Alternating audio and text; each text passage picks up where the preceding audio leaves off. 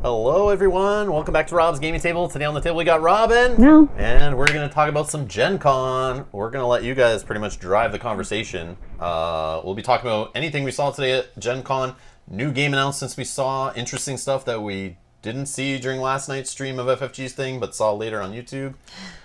Things we're excited for. But yeah, hello. Meeple Monkey's here. Good morning. Oh, good morning. Good morning. All right, so keep an eye on the chat. Mel will watch the chat too. Yep. We'll just have a casual conversation. We're just going to talk. I know some of you guys signed up for events.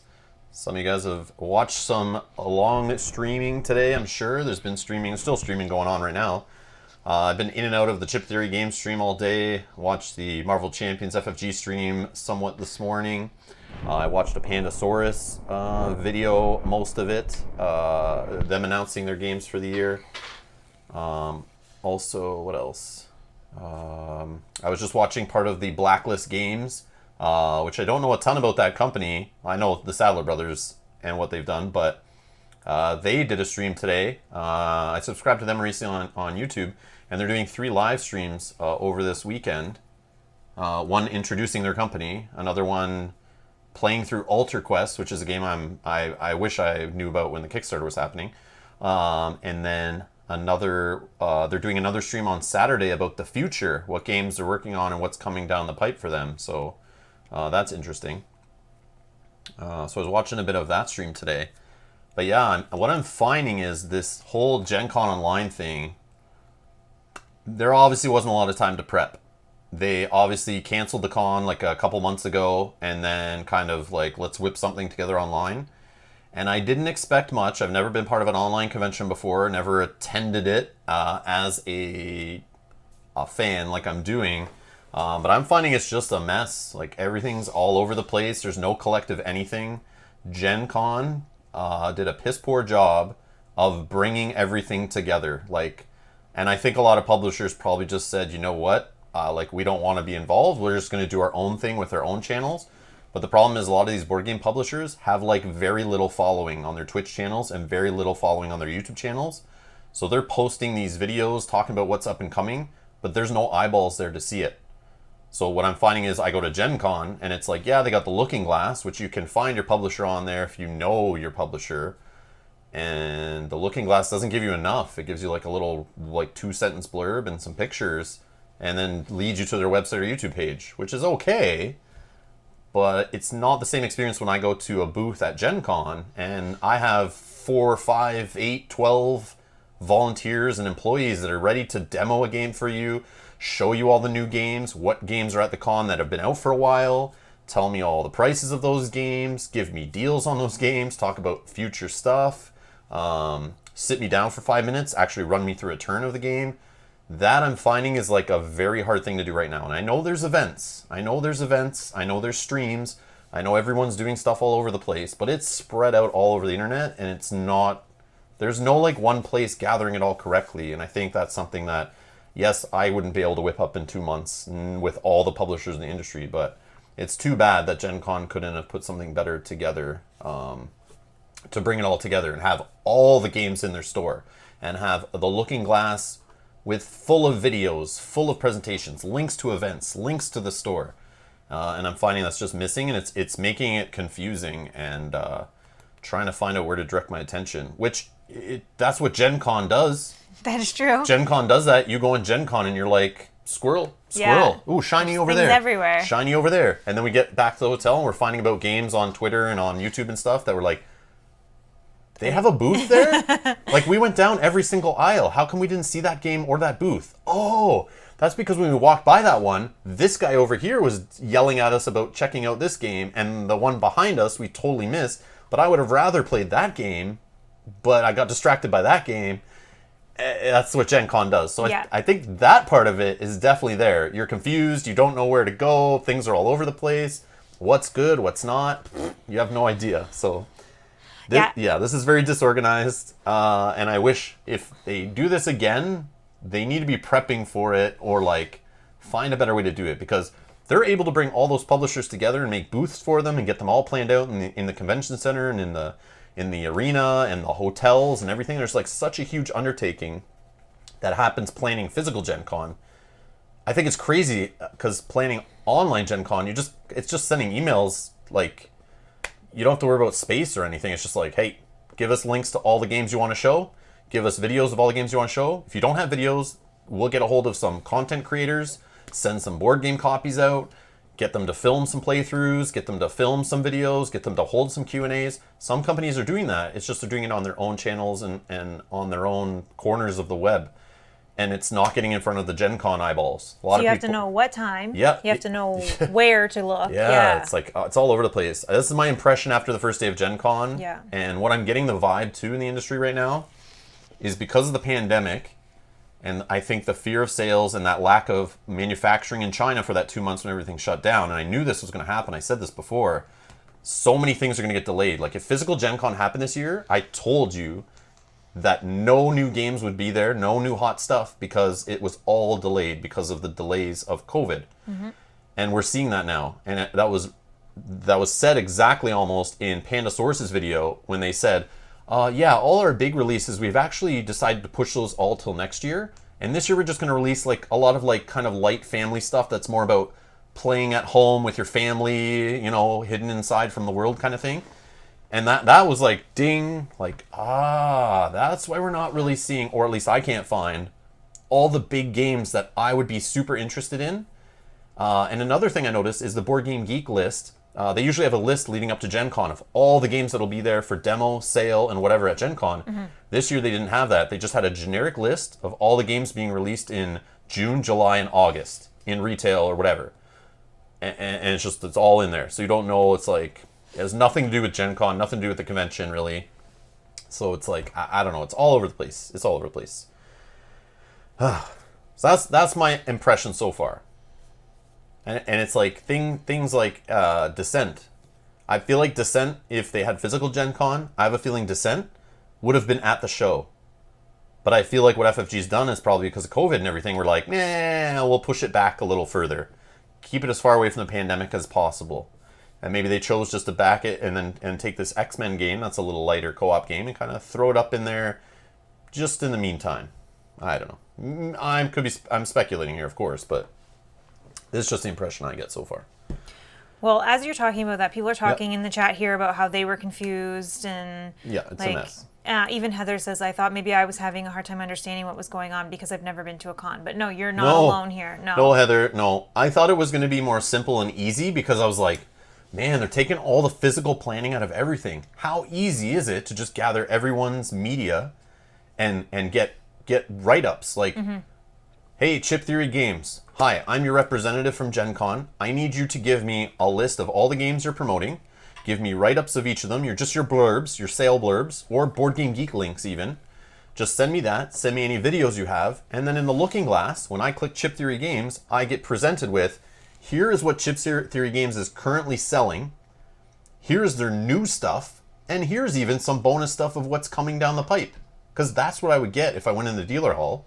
And if there's something that they haven't yet done, because on their channel it's going to be unveiled on a Friday, there should be a big thing there that says coming announcement soon. Friday, this channel, check it out, like set your reminder, or more information about this game, and have a big black box and a question mark or something, say new game announcement coming Saturday at this time. Click here to go to the event to watch that presentation. Yeah, or buy your ticket if a ticket is needed. I don't know, but this is a joke. Like, I already like weeks ago was gonna say I'm just gonna pretend Gen Con Online doesn't exist because I'm just sad and I miss real Gen Con.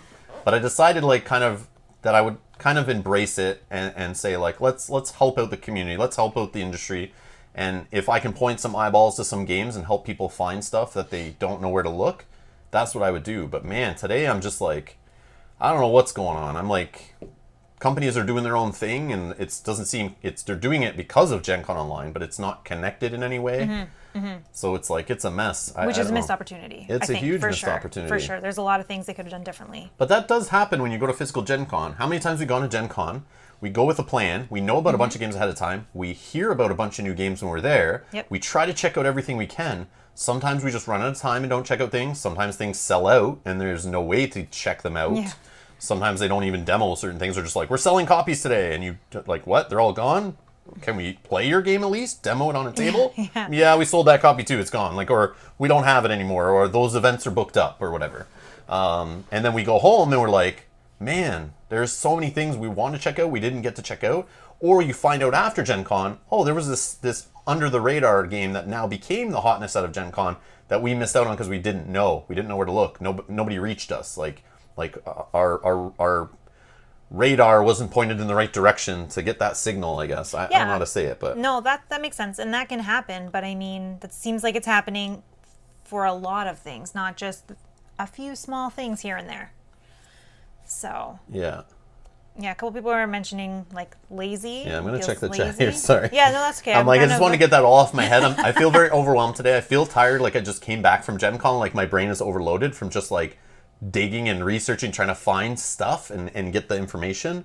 But a lot of it I've been finding is spread out over the weekend. So most of the time, all the announcements, everything new on Thursday morning. By Thursday morning, when you're about to run in the dealer hall, you already know what you're running for. You know what new games are going to be there. FFG's already had their in-flight report and announced new stuff. They'll tell you what's at their booth. We're going to have early copies of this expansion. We're going to have these brand new sleeves. We're going to have these exclusive playmats. We're going to have a copy of the next X-Wing ship out 4 months early. It's going to be at our booth, but limited copies. And everyone knows where to run and what to get. But today, I'm sitting here this morning, I thought I would know. And all I know is like FFG stuff. But a lot of the other companies aren't even talking about their new stuff until like Sunday or Saturday or Friday. So it's very interesting. Like, that's not the way it normally goes. And I was kind of surprised at that. So maybe that's just what's happening, is I'm not hearing about a lot of new stuff because A, they're holding games back and a lot of this stuff got delayed because of COVID. B, it's all on Kickstarter now and really has nothing to do with the regular board game industry or something. I don't know. Or C, it's just like a lot of people aren't playing into Gen Con. They just didn't care. They're like, you're doing Gen Con online? Go ahead. We'll do our other thing over here. We'll be over here just running our own thing. And I think that's what's happening. But it's true. Or they're just delaying it till another day. And that's why it's not happening. But I'm still curious. If you guys saw anything cool today, drop it in the chat. I'm very curious if you saw some new game that looks interesting. And I'll talk about my stuff that I saw so far. But I mean, I don't know if you guys saw it or not or anything. But I mean, it's not much, to be honest. Let's see. Hey, Sean. Hey, Ramel. Hello, everyone, by the way, in chat. I see all the highs earlier. I'm like, I just wanted to get that off my chest and ramble a bit. But hello, everyone. Thank you for joining. So yes, Rory, the X-Men game looks good. We'll talk about that in more in depth in a minute. It looks fine. That's for sure. But we'll talk about it. And the Marvel Champions card game expansion packs, yes, I want it all. I can't wait. It sucks hearing like that the first campaign expansion, it still seems so far away. But it's September. It's coming out in September, like a month-ish from now. And we'll have it soon. It'll be here so quick. But then you're like, when's the next one? And we haven't even got the first one. I know. And in FFG fashion, it's like, yeah, we got this, all coming for the game you love and you can't wait, even though you're still waiting for a bunch of stuff we talked about last year. Oh yeah, and by the way, this stuff doesn't come out for like 8 months. And you're like, God damn it. I want it all now. This is my life being an FFG fan forever. So yes, all that Marvel Champions stuff looks awesome. It's just not coming fast enough. That's how I feel, but that's awesome. And we'll talk about some of that stuff too. Mm-hmm. I want to rewatch that Marvel Champions stream I watched this morning because I only like kind of watched parts of it and then I was like editing at the same time and then getting ready for the stream this morning, so I like couldn't pay attention to everything they were talking about. But the cool part, it's already up on YouTube. I can go watch it like next week, even no problem. And it's none of that stuff comes out till November, so I have lots of time to like digest it or whatever, which is great. Jim, yes, Chip Theory Games. I watched that too. That's one thing I watched was just before this. Before I was watching the Blacklist Games stream from earlier today. Chip Theory Games did an awesome, and for those Too Many Bones fans, Josh and Adam, the two designers of Too Many Bones, had like a half-hour stream answering questions and talking about the design process behind Too Many Bones. Like the original name, the working names they had for the game, the original battle mat, how they wanted the original adventure mat to look. That stuff was gold. I was like geeking out so hard just watching it. I was just like blown away. I couldn't stop. And if it kept going, I would have missed this stream because I couldn't stop. People were asking such great questions and stuff. I was like, this is gold. It was super fun. But go. And that's on their YouTube channel? Yeah, I'm sure they're at the end of the day, they said they're going to then pop them all up as videos on the channel. Oh, okay. But I think if they're still live, you can scrub back and watch it. But they'll pop up later tonight as separate. All the things they did today, they'll pop up later. But That's cool. yeah, that was cool. I was watching that. I was like, man, it was gold. It was cool listening to them describe how they came up with it and what video games inspired them and stuff. Yeah, it was neat. That's cool. Those are the kind of videos that are fun. So Billy says he's excited for Blacklist Contra. Love the MDS system. Yeah, I don't know the MDS system, and I'm looking forward to trying their games. I reached out to them to see if they'd like to have any of their games featured on the channel, and maybe we can get like Alter Quest or Street Masters on the channel or something.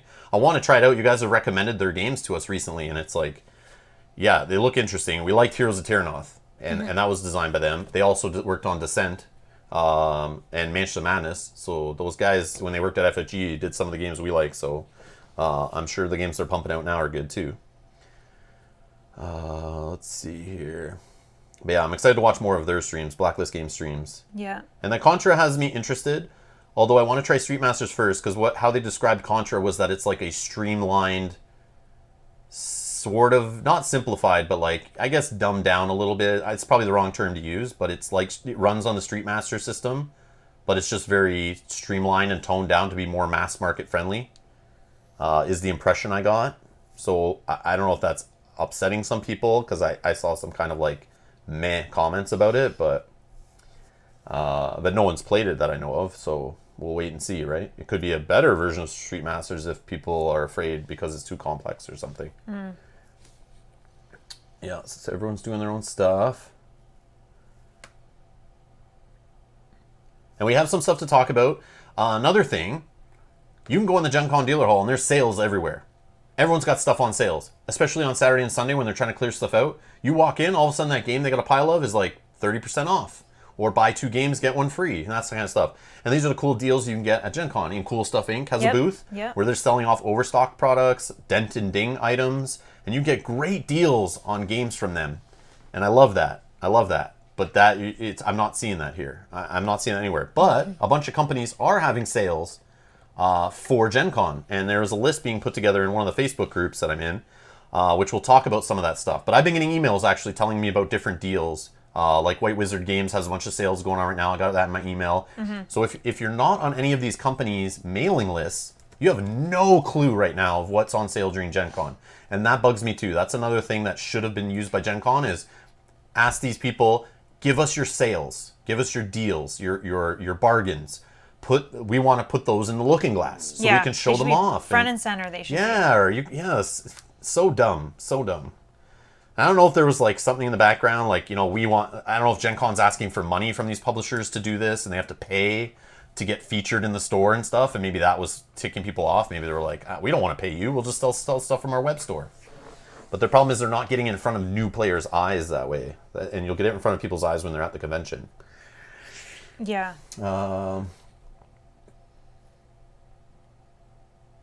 For those people that do use Facebook, there's some really good board game Facebook groups to join as well, like the Solo Board Gamers. There's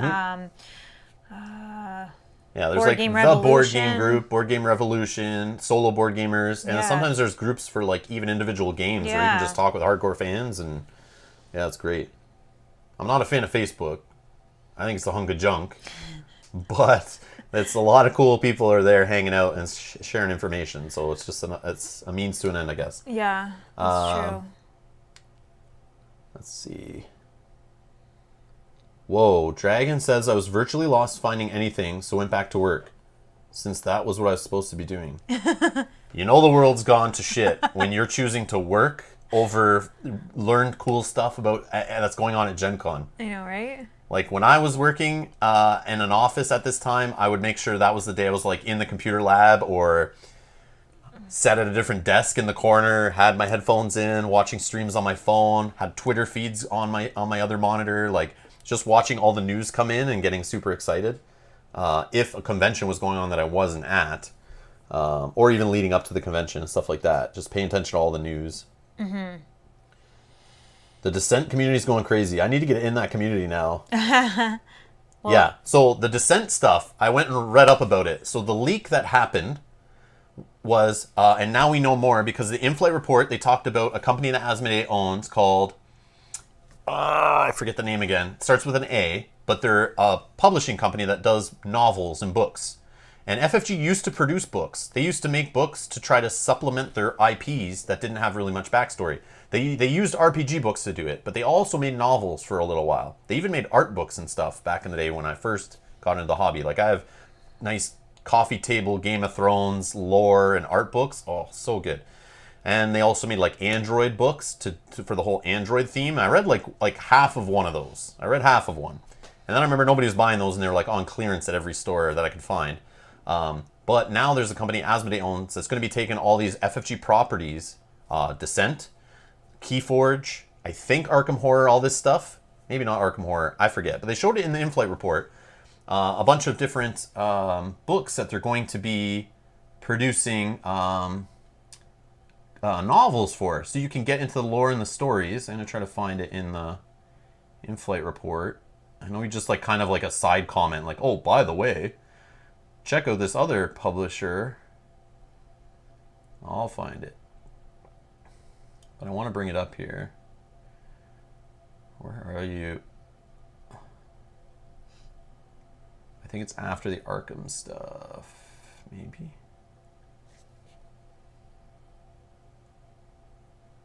Sorry, guys. Trying to scroll. Oh, there it is. Arcanite? Arcanite? Whatever. Let's see if we can.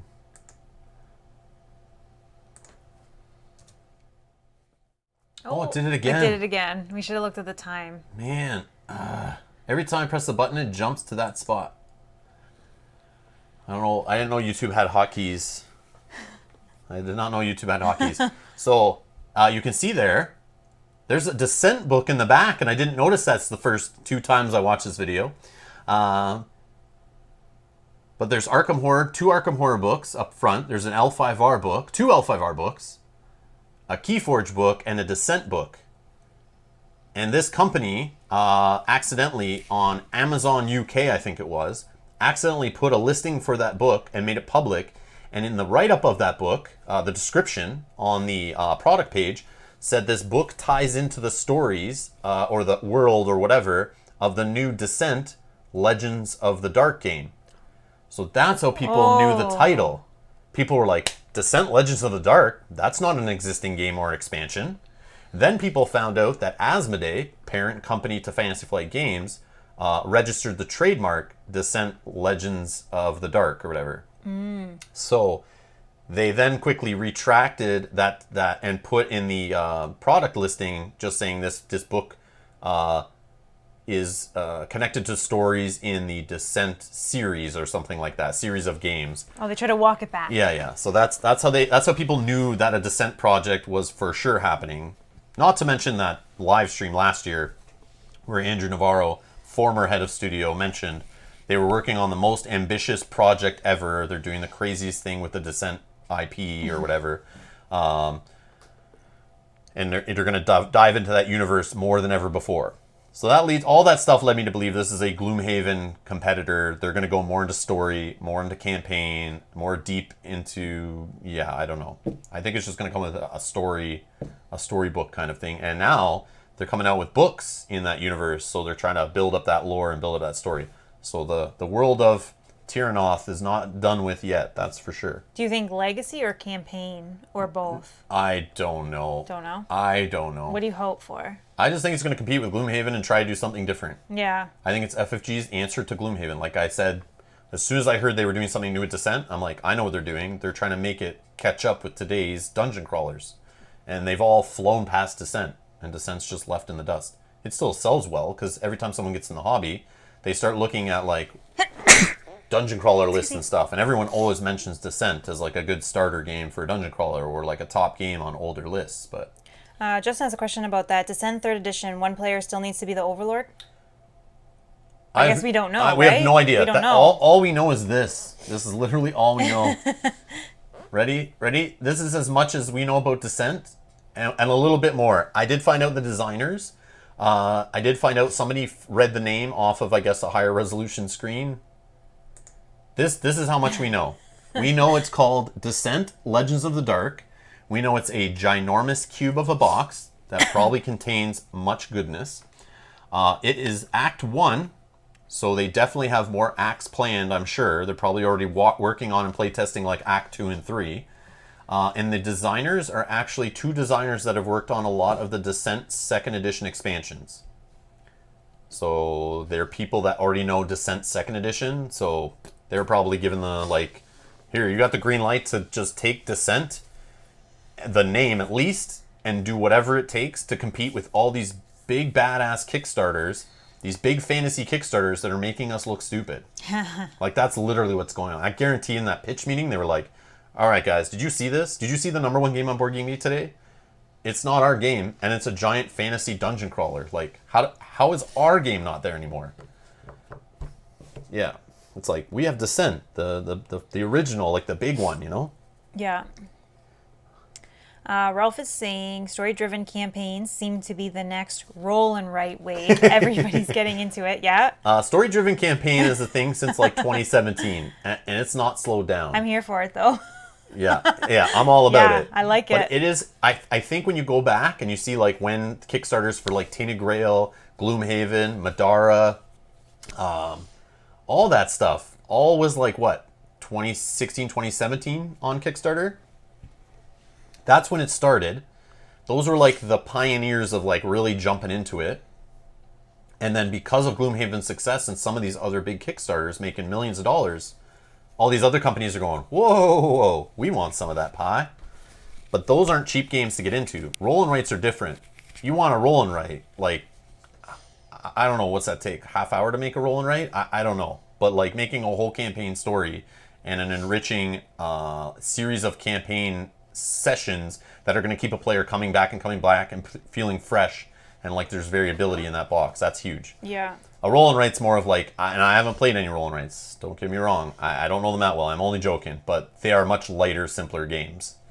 And when Jamie Stegmaier's like, hey, I designed one this afternoon, let's play it online because I'm bored, like what?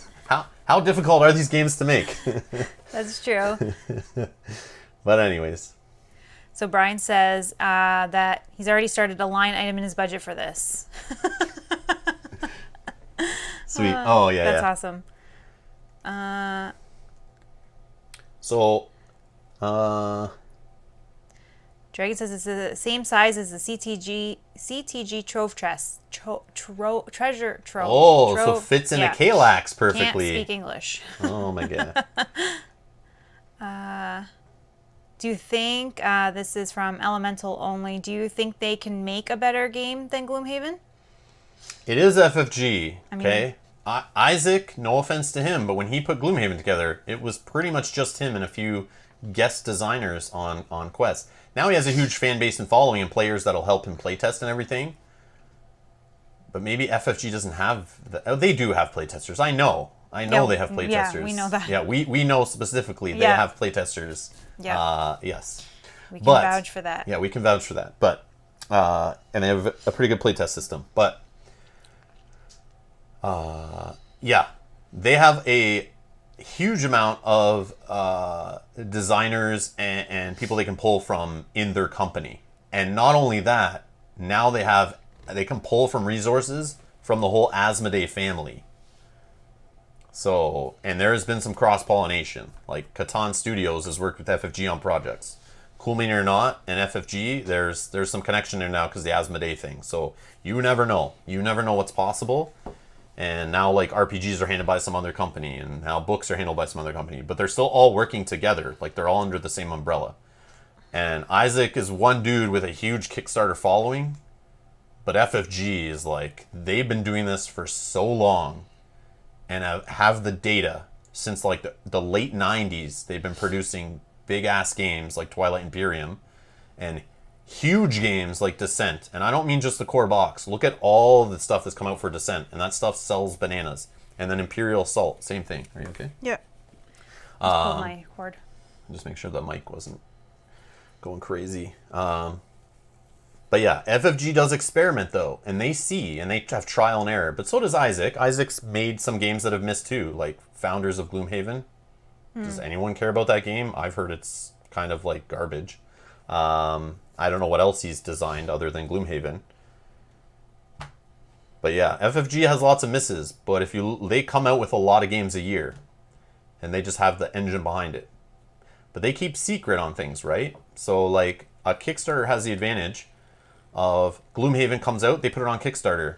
Awaken Realms put its game on Kickstarter. The fans will tell you if stuff is good or bad, and they'll vote with their wallet, and then the commenters on the Kickstarter will help improve the product, usually, if the company's open to listen. Because they kind of put it out there before the project's finished. The problem with this is Descent, there's rumors that it's almost already complete. Wow. And they're just waiting for the right time. But the public has had no impact on it. So if they're in a closed door and there's literally only like 30 people involved in the project, let's say, and they have no idea what the outside world's going to think of it, and they think it's great, but then the day they release it, people see it and they're like, oh, you guys missed the mark. Like, what were you thinking? Like, get with the times. That could happen. That FFG's done that in the past. That's the problem being like they're not a private company, but like keeping stuff top secret like they do, and only showing stuff when it's finished. It's could hurt them. It could hurt them, but we'll see.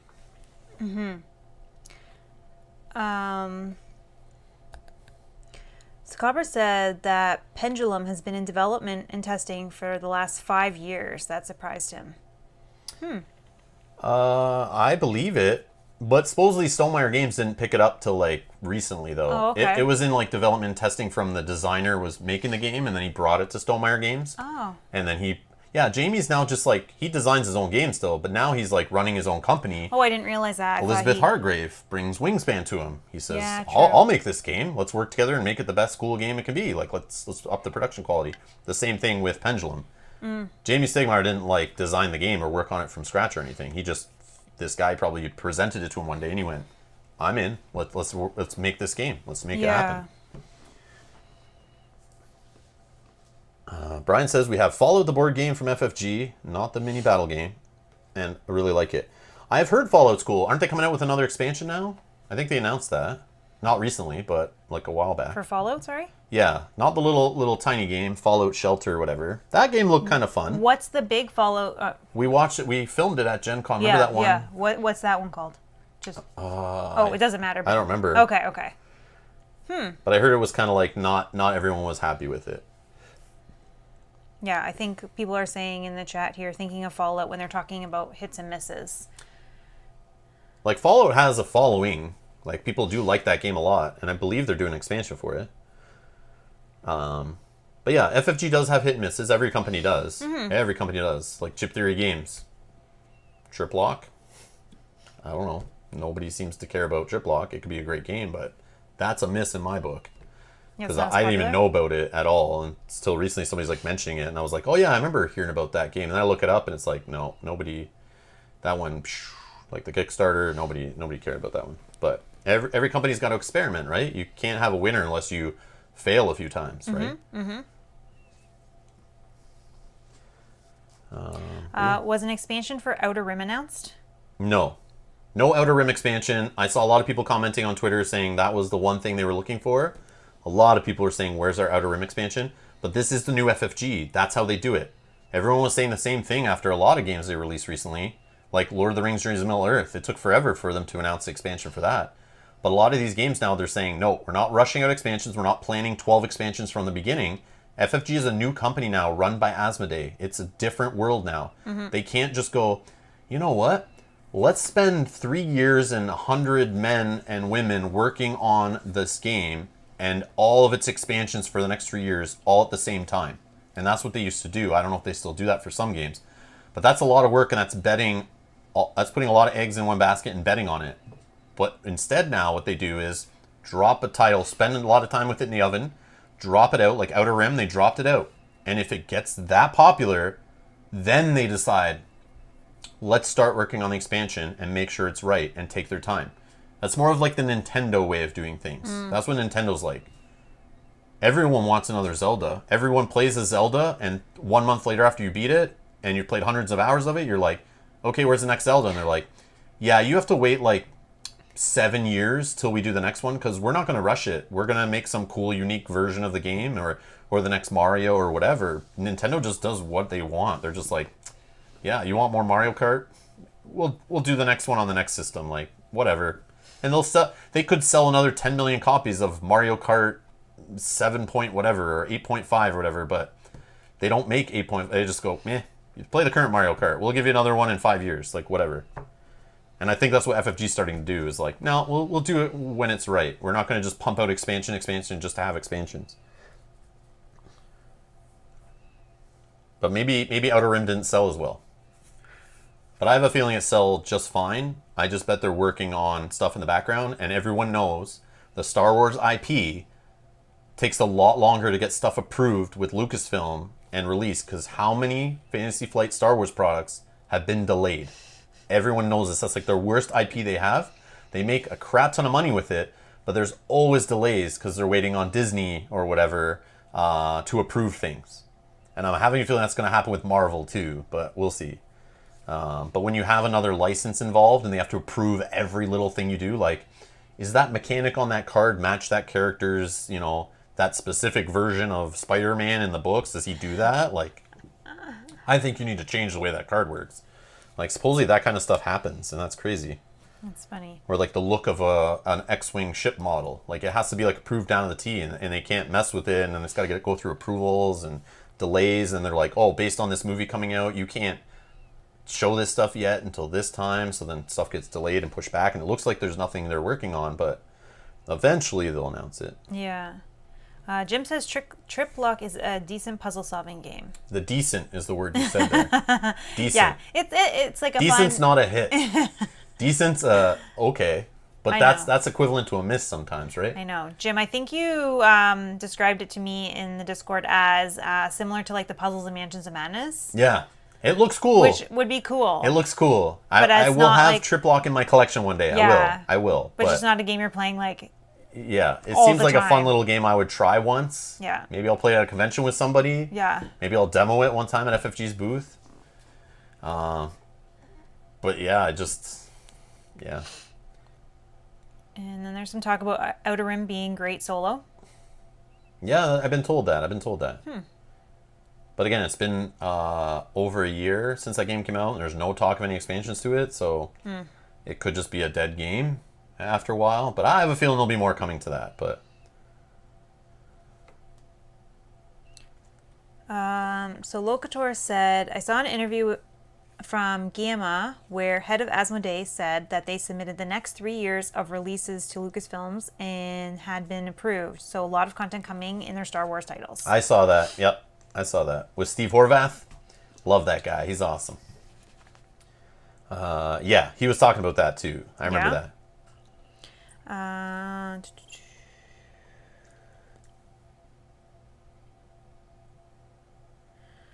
Billy says, my heart hurt when we saw an X-Men dice game, but not much mention for them for Champions. I think they have plans for X-Men and Champions. They're just way down the line. I think they've already planned out, like, you have to understand, before we even knew of Marvel Champions, they probably had 2 years of content planned already and being worked on and being designed. And if you watched the FFG stream that they did this morning, go back and watch that on YouTube, where they talk about, anytime Caleb's on screen, he's a designer that's worked on Lord of the Rings living card game. He's helped out with Arkham Horror. He works in the card game department. He's an awesome, super friendly dude. I met him at Gen Con. Such an awesome guy. But when he's on stream, he's not afraid to say it, and he'll be like, they'll be trying to present a card, and he'll be like, I don't remember how that works. I haven't seen it in so long. Can you read it to me? Like, they're working on stuff like years in advance.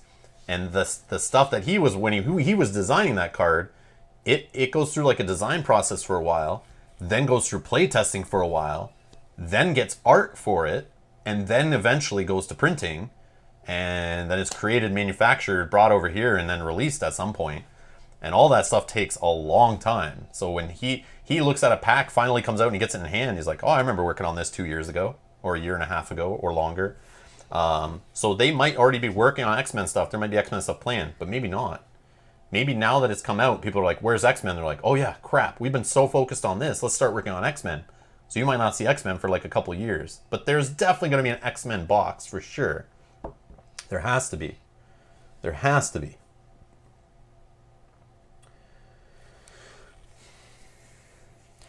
Ryan's here. Hi, Ryan. And he says, Triplock is a great game great on-the-go game. It's small and super easy to carry. Oh, okay, cool. That's good. I saw they have like a tube for it, Ryan, like a nice yeah? premium tube you can buy to hold it in. Nice. And I was like, oh my god, like premium content for your puzzle game. Chip Theory always does it right. Like they know how to make it like really seem premium.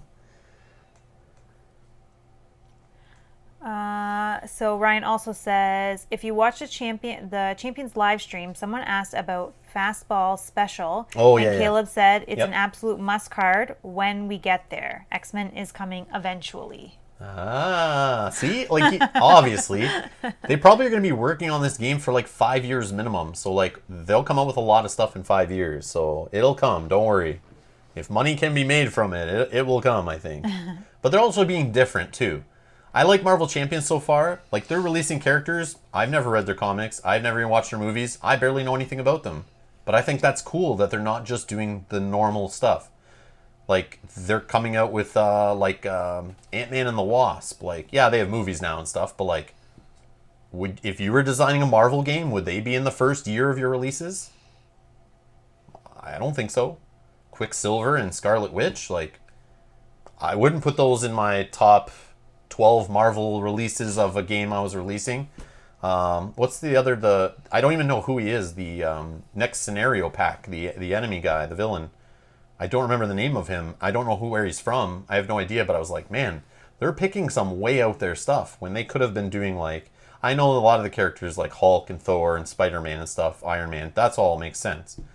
But yeah, they just made some weird choices and stuff, and I think that's cool that they're doing like weird choices. They're really going into the comics and saying, you know what, we're going to do the least popular stuff. And that means it's not going to sell as well. And they're still doing it. I think that's super cool. But they're going to build up a fan base. And then when they release that like Wolverine pack or that X-Men scenario box, it's going to have a huge audience that's going to eat the crap out of that game. Like, oh, like we'll take it. Yeah, because they can't front load it with all of the main characters or nobody will buy it eventually. And I think they're testing the waters a lot too with the game. So it's like they're trying stuff out early, which is neat. I don't know. They're just being different. I think that's cool. Oh, and it's a different Wasp than the movies. Yeah, they were talking about that stuff. See, I don't follow that enough to know that. But I know in comics, there's always like different, the Flash is like, there's a different Flash and there's different Robins and stuff like that. I know this from growing up. That's a thing. Like characters die in the story and then a new one comes along and stuff like that.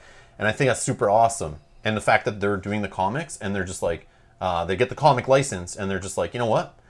We could do the Marvel Champions pack of like that character exactly in a movie that has millions of fans now.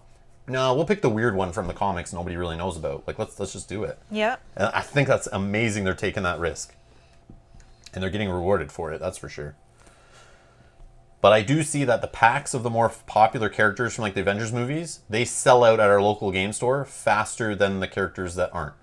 Like when people are saying like instantly couldn't find Captain America anywhere. But then there was what was one of them that was like super easy to find? Oh, I forget now. I'm so lost. I forget. I've watched way too much stuff today. It's all much information together. overload. I love it, but it's killing me. That's funny. Hey, Kanji. Hey. Bonesy says, I just wish FFG would reprint their LCG individual packs. You can never get a hold of them. No. Bones, what they need to do, FFG needs to stop with that LCG pack crap. It's nice when it's releasing at the time. Yeah. And I've been dealing with this since like 2011 or 2012 when we got into our Game of Thrones LCG first edition Game of Thrones, and we were chasing down packs of that thing, and when we got in, it already had multiple cycles out. What they need to do is, as they're releasing it month by month, it's fine. But do like comics do. Comics release single issues that you go pick up at the store every month. A new comic comes out. But eventually they release what those thicker omnibuses like even the ones that include like 6 comics in one. They'll print those like nice thick spine versions. I don't know the names. I forget what they're called off the top of my head. But they need to do it like that. So when 6 chapter packs come out, they release. Once they start going low in stock, they need to just put all that stuff in a one box and sell it as a single product and discount it. So that people who want to buy it one-off get ripped off with just buying a pack of cards for $15. That's fine. They're early adopters. But then those coming later and want to catch up, sell it in single packages. No one wants to buy it one-off later. So when I introduce a friend into an LCG, they should be able to instead of buying 12 packs of cards to get 2 cycles, They should be going and just buying 2 boxes. 2 boxes of cards, complete cycles in each, done. That's what they need to do, is change up the SKU as soon as those 6 packs are done. That's what they need to do. Graphic novels. Graphic novels is just like another term for comics, though. Still good, though. Yeah, you could. Yeah, they are graphic novels, yes. But yeah, and Brian says the same thing. They should release them as anthologies once the set is done. Yes, exactly. Yeah. This is what I've been saying for years. Let me tell you, I did many drives to gaming stores within an hour to 2 hour drive away, trying to track down every single pack for Game of Thrones card game when I got into that LCG years into its lifespan, trying to find all the packs, and then packs I wanted to find 2 copies of. I go to stores and they're like, I need to get this whole cycle. And they're like, yeah, we got pack 2 and pack 6 are in stock. Yeah, it's but annoying. the other ones are out of print, sorry. And then I'm like, we're on a trip through like Michigan, and I'm like, hey, there's a game store down this way, let's go over here. Oh my god, on the dusty shelf, they have the packs I'm looking for. Like, I went all across like multiple countries and provinces and states looking to collect that set, and it was super frustrating. Same thing with Lord of the Rings Living Card Game. That's exactly what Same he's saying thing. here. I've been trying to get a lot of the Lord of the Rings LCG packs for years. Exactly. Yeah, and it's the same. Yeah. But they're stupid. They need to just go, all right, let's release them the first cycle and the big box, put them together in one big box. Boom. Here's your big box and your first cycle, and boom, here you go. You're now someone who gets into Lord of the Rings nowadays buys a core set and buys pack 1, which is cycle 1, and then buys pack 2, which is cycle 2. I think it'd be easier to keep that stuff in stock. And maybe after a couple of years, release like 2 cycles in one box. Yes, it would be more expensive a product, but you know it's cheaper to manufacture that way. Just drop the cost down, and players would more likely go back into games that are already deep in. But yeah. And Chris is right. That's why I quit their LCGs too. Yeah. And that's why I won't play Arkham Horror LCG. I don't want to go down that road again. I've chased down packs too many times. I just don't want to spend thousands of dollars at once on trying to find the back catalog of a game. But I do want to play that game. I wish we bought it. know. I wish we just jumped in right when it came out. But I Yeah. was like, we're playing Lord of the Rings, and it's the similar game. We're just fine with what we got. Yeah, but at the time we were playing Lord of the Rings, probably Game of Thrones. Yeah, we were doing lots of stuff. Yeah, I can only have so many LCGs going Yeah. at once. Competitive, I can have 1 or 2 competitives, but mainly 1, and then 1 co-op LCG at a time. That's what my bandwidth gives me, and right now I'm playing like almost 0 because Yeah. Marvel Champions has been kind of collecting dust too. I haven't been playing that recently Yeah. because I've been diving through board games left and right. And I love it. I know. Yeah, that's why Jim says I no longer buy collectible games. Yeah. Yep. Yeah, they get expensive if you sit there and think about it. I look at my collection for Lord of the Rings LCG, thousands of dollars spent on that game. Did I get that thousands of dollars of play out of it? For which one, sorry? Lord of the Rings LCG. We played lots of hours of that game, We have. but I don't think it equaled out to all the expansions because we didn't get through them all. No. We did not get through them all. I know Game of Thrones, the card game, I definitely got my money's worth out of that because I played many, many hours prepping for tournaments. Many tournaments in our house, many tournaments we played at, many practice sessions, and many casual games, weekly game nights. Like, yeah. That was a lot more expensive as well, too, because we were both playing. And we Yep. were both going I have to 2 tournaments. sets of So that, we had yep. 2 sets of everything, so we could both have competitive decks. Yeah, to go to. try buying 2 packs of everything all the time and building Yeah. decks and trying to share cards sometimes. Exactly. But that was more of a fun, like the lifestyle of it is a lifestyle game. Yeah. But the lifestyle of a lifestyle game like an LCG, a competitive LCG, is like you're paying for that to travel, to stay in hotels, to hang out with people, to play card games, to chat on forums, to talk in subreddits, to talk on live streams. There's like Magic the Gathering similar. Mm-hmm. You spend all that money for like a lifestyle experience. It becomes its own hobby. And you don't need to play other games. You could just play those games. And they just keep coming out with new stuff, new mechanics. There's podcasts, YouTube channels, everything based all around that. You could just get engrossed in those worlds until there's a 6-month delay on the next chapter pack or expansion. Then all hell breaks loose and you lose players and everyone goes crazy. There's like a downside to it too. Yeah, or something happens in your life and you stop for a month or 2. Yep. And then to try to get back in, it's tough. Yep. And then no new players show up because the game gets so big on itself and there's no easy way to get in that you can never find new players. Yeah. And then you're just playing the same players over and over again and that gets boring. Yeah. And it just loses interest. So, I don't know. Yeah. Let's see.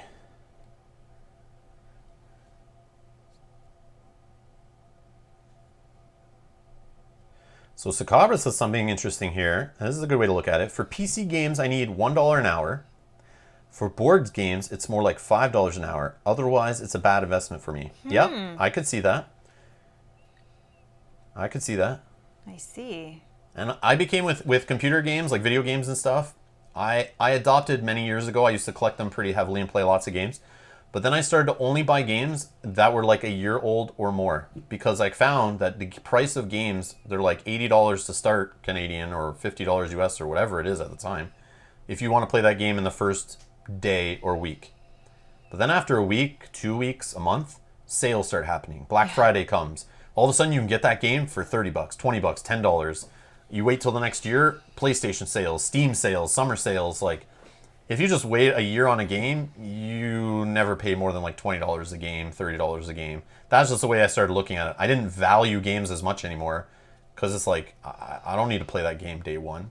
And I started to feel that way about board games. I started to feel that way about Kickstarters and stuff. It's like, why am I paying $300 to get your game on a Kickstarter when if I just wait, I could get it used later. I could get it at my local retailer. Yeah, I don't get all the Kickstarter stuff, but I'll pay less. I'll still have an awesome time with it. And then I get more of Sacabra's. $5 per hour is more likely to happen than when I buy the giant Kickstarter shows up at my door with 3 boxes and I don't know what the hell I backed. Or you play it a few times and you don't even get to some of the expansion stuff or some of the extras that you got in the Kickstarter, for sure. Exactly. This is something that you can probably relate to. Ralph is saying, my son took over my gaming computer. No more PC gaming for me. My PlayStation 4, my daughter stole it from me. I have so many PS4 games I want to play. Can't play them. It's in my daughter's room. I'm too lazy to go like move it and stuff because she's playing it. And I'm like, I can't steal her Minecraft and Sims 4 machine. Her Fortnite machine. I can't steal that from her. Yeah, I know, right? So Chris said, I finally broke down and got Too Many Bones Undertow. Broke down. Understood. But it was well worth it? Yeah. Awesome. It's great. Undertow is great. I just still think it's not the best starting point for Too Many Bones. It's still fine, though. It's still fine. Kanji just sold his PS4. He doesn't touch it at all. Oh. Yeah, if my daughter wasn't playing it, I wouldn't be playing it. I'd be collecting dust probably. Yeah. I play Switch every now and then. I play PC games-ish every now and then, but barely. Yeah. It's like I'm busy with this YouTube stuff or something. Learning board games. But having a great time. All right. So let's talk about... Rory bought Too Many Bones core set today. Nice. Congratulations. Nice. You're in for a treat. Didn't you just start Gloomhaven? But by the time it shows up I and know, everything, that's true. he doesn't have to play it right away. That's true. That's the thing with Too Many Bones, though. You have to grab it when it's in stock because it goes out of stock often. And like, if you want it, grab it when it's there. Like, because you'll wait like I do. I'm like, oh, I'll wait on Splice and Dice, and then now I want to buy it, and it's not in stock in Canada. So I don't know what to do. I have to wait till it shows up in stock again, or shows up at Board Game Bliss, I guess. Okay, I'm trying to find. That's... Oh, Sacabra's saying, I hope to use their code to get a free dice tray. That is what you're going to talk about, right? Yep, that's one of the things. Hold on, let me get there. No, I know. That's just. I'm just saying that. I just have to find it. I know. That's cool. Where is it? Oh, yes. Rory has Gloomhaven and has been playing Scythe. It's Scythe. That's right. John G. waiting for Too Many Bones core to ship. Been playing Undertow. Nice. Nice.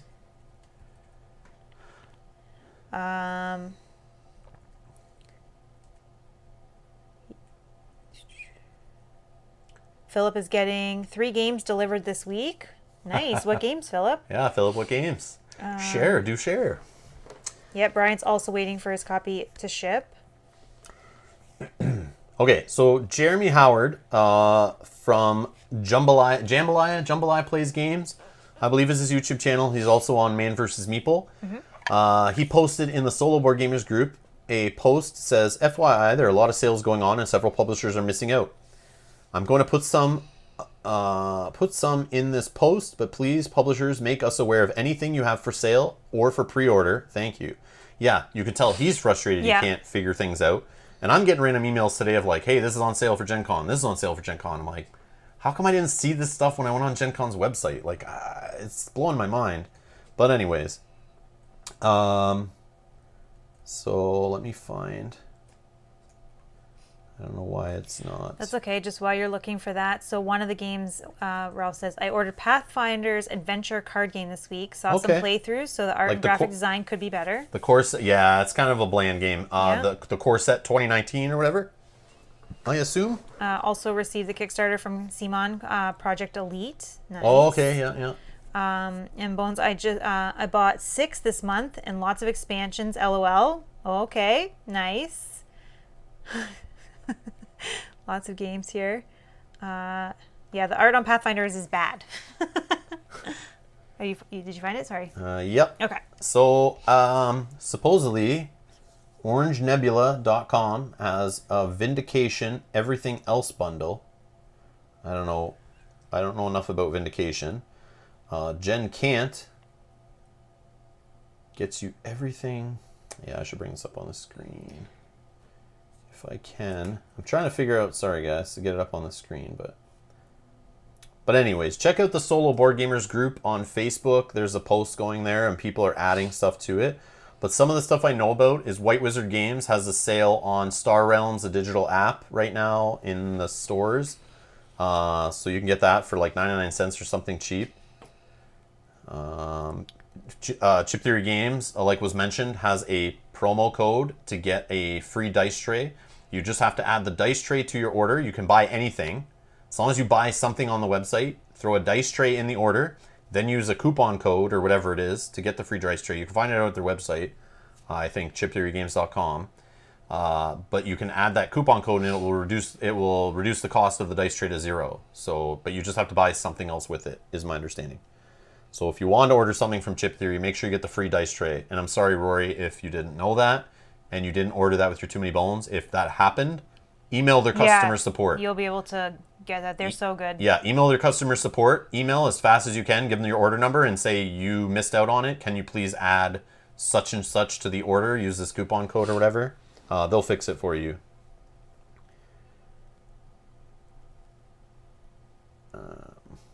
But I hope they would advertise that on the website. Advertise on their website the like dice when tray? when you're ordering in their store today, I would hope it would like be like, hey, we have dice trays, add them to your Rory cart. says okay, thanks. So I assume no. Oh, okay.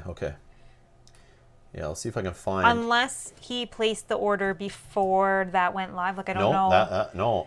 I heard about that yesterday. I think actually. Okay. I could be wrong though, but I heard they were doing that yesterday. Let's see if I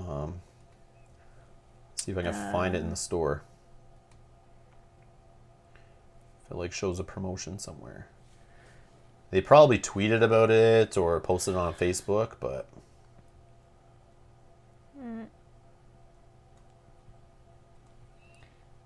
Let me just see while you're doing that.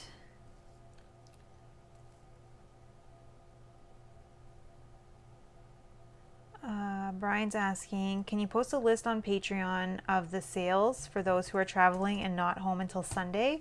That's a Facebook post. I don't know if we can post that link. I'm not sure how to get all that. They're all separate posts, all separate comments on a Facebook post. But we will see. I don't know if I can post that Facebook link. I know I'm trying to get a link to it. But it's in like a private group, so. Oh, if it's in a private group, I don't know if that we can. Yeah, I couldn't. I was trying to get a link to it too, but you can usually get it by clicking on the time. Okay, here. I'll put this link in the chat. So if you're watching this in the future, turn on the live chat if you're watching this in the next day or two. I'm dropping in a link here. This should lead to that post, but you have to be approved in that group. So if you're not have joined that group already, join the group. Once you're approved, come back, click on this link again or save the link and go there.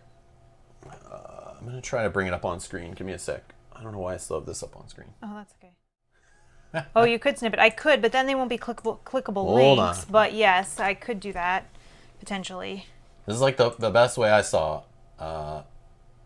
Other deals. Let me see. Solo Board Gamers. Oh, Brian says, actually, I didn't have to join the group and I can see it. Oh, okay, that's perfect. Great. Perfect.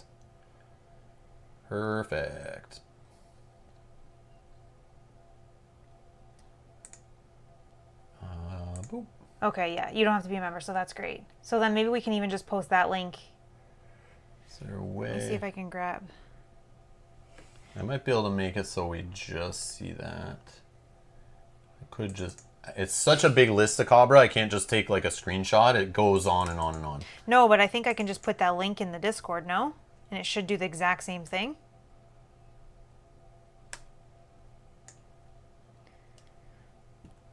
Let's see what happens.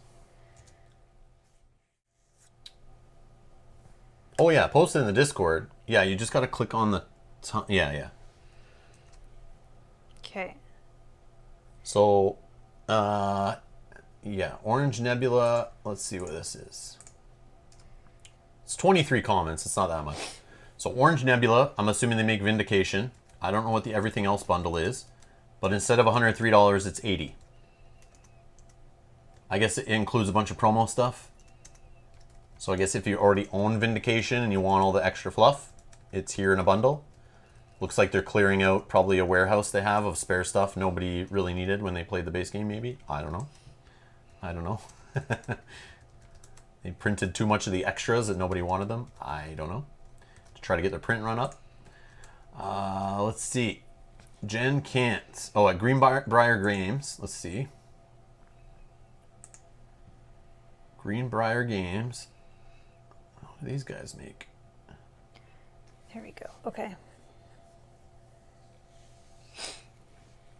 That's Greenbrier Games. So Greenbrier Games says use the code GenCant, gets you 50% off everything in our web store. And if you sign up for the Lost Ones newsletter, you'll get the Kickstarter exclusive add-on for free with your backing the game. Don't know what that is. Too many damn games to pay attention to them all, but what's in their shop? You can get 50% off. Let's see if there's any games. They're the Folklore the Affliction guys? Oh. Oh, 50% off? No way. Is that what that said? Well, I want to get this game. I remember Amazon had it on sale for a bit, but then we were too late for that. Oh, man. Yeah, people were asking us to play this on the channel a while back. 50% off. Conjay, I didn't know this.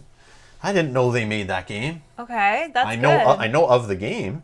So let's remember to come back to this later. Well, hold on. So if I go Folklore, I don't know. Oh, second edition? Folklore second edition core game is what I assume I would buy if I was starting on it. They have Folklore first edition core experience Kickstarter bundle. I don't want your first editions. I want your fixed editions. I don't want your misprint crap. I want your new refined stuff. All right. Let me read this back here. Yep. Yeah, okay. it yep. looks good. Yep. Looks like a game I'd like to play. Yep. Nope. Yep. Okay. So if I add to cart, and then what was use, the code? Do you have to get a code? Yeah, Jen can't. Probably check out. I just want to see if it works without me putting in all my address and stuff right now. Oh, put your discount code first and then see. Jen can't. And for those who don't know, there's an online convention kind of that's been held over the years for people who can't go to Gen Con. It's called Gen Can't. And then publishers donate games and they run contests online and stuff. So there's always kind of been a Gen Con online, but not officially run by Gen Con, which I've always thought was cool. So you can always search up hashtag Gen Can't. And Whoa. There's probably people doing it this year. So I can get Folklore the Affliction on the channel for $35 US plus shipping. But the shipping shipping's is fine gonna if we're getting 50% off. Well, we'll see what the shipping is. We'll see, but wow. Yeah, okay, that's a good one. You're welcome. You're welcome, anyone who hasn't played Folklore and has been interested in it. Oh, and Ralph says add the individual player mats to organize your cards. What if I don't like the game?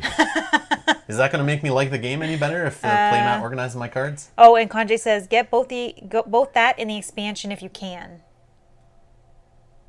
Okay, we're gonna look into this. Kanjay, you know the type of games we play on the channel. Do you think Folklore is something we would play more than just the base set, or is there too much content in there? From when I researched the game before and I was interested in it, it looked pretty awesome. Just the combat system seemed kind of weak and boring. So that's what kind of made me just like kind of ignore it for a bit. But I was gonna buy it because somebody told me it was on sale on Amazon. I went, but I missed it by like a day. And it was Amazon Canada actually. It was on sale, which I was kind of surprised by that. But Sean said, already in my cart. We're shopping together here. Jen can't. Yep. This is what I want to do today, though. Everyone, let's talk about all the cool stuff you saw today. If there's any new hotness to pre-order or things we want to play on the channel, let us know. Because there's so much stuff that comes at Gen Con. It's just so much information flood. There's no way you can pay attention to it all. And I don't know every publisher. I don't know every game that's released. I have no idea. I don't follow them all to know. There's just too much noise. It's too much noise. So Endangered. Gen Con sale, Gen Con sale, Gen Con sale. Use the discount code GenCon and get free US ship. Boo. Just kidding. But some people might be interested. So Grand Gamers Guild has free US shipping on our Endangered Artemis project, which that game looked kind of interesting. Oh, yes, I remember we looked at that last year at Gen Con. And Endeavor, I've heard that's a pretty cool game. Okay, let's check out that one. But free US shipping, that does nothing for me. That does nothing for me. Button Shy Games is offering 20% off on their website. Just contacted them, and they should be posting it shortly. Oh, nice. What does Button Shy Games do? Sounds like it's like family-friendly kind of games. Just by their company name. I don't know what Seasons of Rice, Hierarchy, and that It Was This Big. Doesn't look like our type of games. Oh, they have, yep, see, wallet games. Yeah. Oh. These seem like, yeah, very, very small. Literally. Okay. Robert Geislinger says, we have the new Dice Tower Essentials version as an early limited release of Aquatica. Cleaned up rules, adjusted colors, and a few other changes people are requesting. Available in the Gen Con store. Okay, see, in the Gen Con store. That's where all these games should be, and all these sales. But everyone couldn't come together to get this done properly, and I'm not impressed. Let's see. Jim's saying, I guess you need to move to take advantage of the shipping. Yep, that's what we should do. Yeah. I need to change my country of origin just to save on shipping for board games. For no other reason. That's the high priority. Kanje's asking you, let me ask, do you like games with dice luck? I know Gloomhaven is more of card luck. It's still the same. What is it's your still thoughts? dice luck. Okay, Kanje, I hate those kind of games, I'll tell you, but I love those type of games. Those kind of games, I have so much fun. They lead to so much stress. I love trying to mitigate, but they make entertaining games to play on the channel. So I may be like, I love the fantasy theme that I'll put up with like random dice rolls. Like it's fine. And it does make for an exciting live stream sometimes. Like the roll of the dice or the flip of the card leads to excitement. Yeah. This is a thing. For sure. And that random element, if that wasn't in games would be pretty boring. Like everyone knows this, but yeah. Sometimes they need a meaty strategy game that I have full control in and I make all the choices and I'm not smacked in the face by luck after much planning and problem solving. But you need those games where you can just roll a bunch of dice and miss your sword swing on a monster. Yep. That has to happen. It's fun. It's frustrating, but that's when it's bringing out that kind of emotion. It's worth it, I think. But yeah. So I hate them and I love them. So then he's saying, then you'll like folklore. Okay. And Brian is saying, now I need to find some streams of the folklore games to see if I want to order it, and I have to do it soon. Everyone was telling me that's a game that we would love on the channel. It looked interesting. I was hoping to get it and play it for you guys, but then the sale was over and I just forgot about it and I moved on. Yeah, we did forget about it. And I just have other games to play, so it's like, but I was interested and I always have in the back of my mind, if I ever see it on sale for a reasonable price, that's still like $50 Canadian, and then plus shipping, it probably brings it up to basically the same price I could have got it in Canada for. But then that's I fair. have to do that research though. Yeah, I have to do that check research. that. Yeah. Because I might be able to get that game for less money in a Canadian game store because I won't pay the crappy exchange rate and I won't pay crappy shipping. So I need to find out. So Cabra's already saying shipping is $50 for us, Rob. Yeah, see? So that's, yeah. But if you're in the U.S., like Ralph's saying, $35 is cheaper than what I normally pay for shipping. So for you in the U.S., you're welcome. Yeah. For those in Canada, we're shafted again. We'll keep looking. We're shafted again. Or we have to take Jim's advice and move to the U.S. Well, we could just get, we have, one of those places. I signed up for it a while ago, but you can get places if you live near the border. You can get, these services. They're, package forwarding services or package holding services where you can get, an address and they'll store your stuff until you drive down and pick it up. The problem is the border's closed, so I can't do any of that stuff right now. Yeah, so we just collect But I would do that. I would order that and just have it shipped to, the Niagara Falls, Buffalo area, and I would just drive down and pick it up at some time in the future. Yep, we could probably do that, yeah. But we can't do that right now. So I could pay a package forwarding service, but then I'm paying the shipping. Then I'm also paying that package forwarding service and extra shipping plus a fee to then ship it to Canada to me. Yeah. And it's like that sometimes is cheaper than buying the shipping from a store. Yeah. But it's a mess. Thanks for looking into that, Sakabra, though. Thank you. Yeah, Sakabra, thank you. Board Games with Near Mas Joseph is here. Hey, just logged in. Had a fun Gen Con day. Nice. Did you see anything cool that you want to share with us?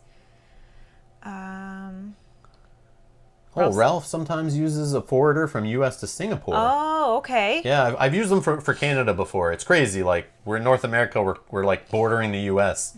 But just because of trade agreements and stuff and the currency exchange and stuff, it's just like, it's a joke. Like, people laugh. They're like, Rob, get this game. And I'm like, yeah, sure. And I find out the publisher doesn't sell it in Canada. So it's like, all right. So I can pay extra for the game because I'm paying Canadian dollars. And then they want an arm and a leg for shipping.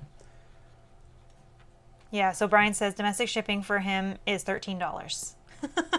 So it's $50 to get it here, $13 for him. Yeah.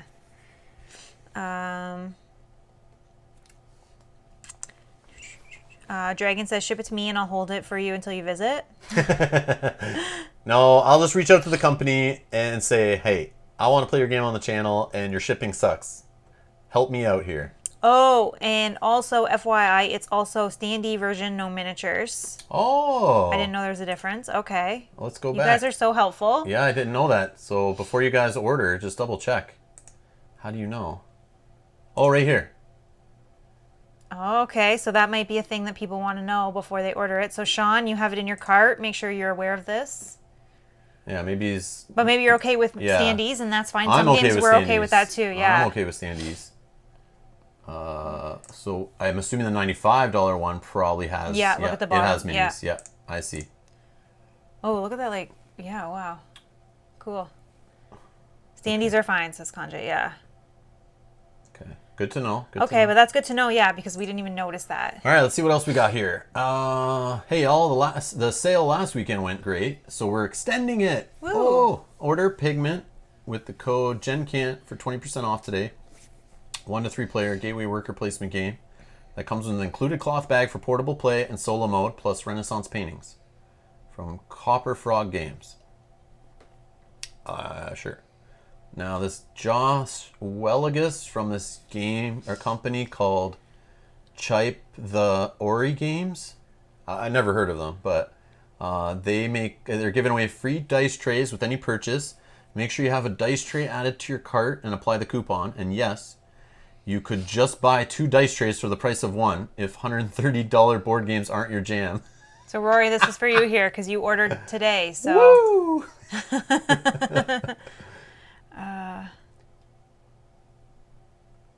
So did he link to this? I don't know. I didn't actually I'm click clicking, it. I'm clicking. Oh, no, I didn't. Where is that? See, it doesn't tell you that. Where's even the link? Sakabra posted. He said he wrote it down, but yeah, because they probably only said it in the live stream, right? yeah, Maybe it's on I this can page find somewhere. that post that Sakabra wrote in here. It was like Right here. Oh, okay, got it. Oh, right here, GC everybody. I found free. it. You got to scroll down on their Gen Con page. Yeah, it's not super obvious. GC free. Just click our store link below, add items for purchase along with your preferred dice tray upon checkout. Enter the following promo code to make the tray free. GC free.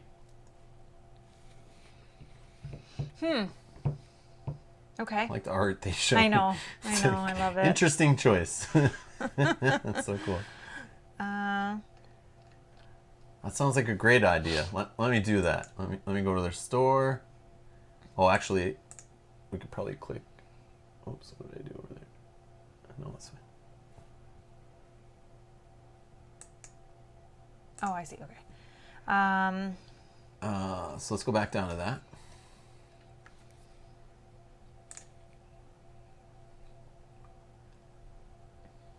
Okay, so let me go to Too Many Bones. I want Splice and Dice. Let me just... Oh, out of stock Canada. Oh. In stock everywhere else. Boo. Yep. Boo, sold out, boo. Oh, I can be notified. Oh, okay. All right, I'll do that later. Forgot that you could do that in this store. Okay. I feel like that wasn't there before. I don't know when they started doing that, but okay, interesting. All right. Pre-orders start today, and you get a bonus. If you love Street Masters in Brook City, it uses the same modular deck system designed by the Sadler brothers for Contra, the board game. Okay, let's What's click the that. bonus? I don't know.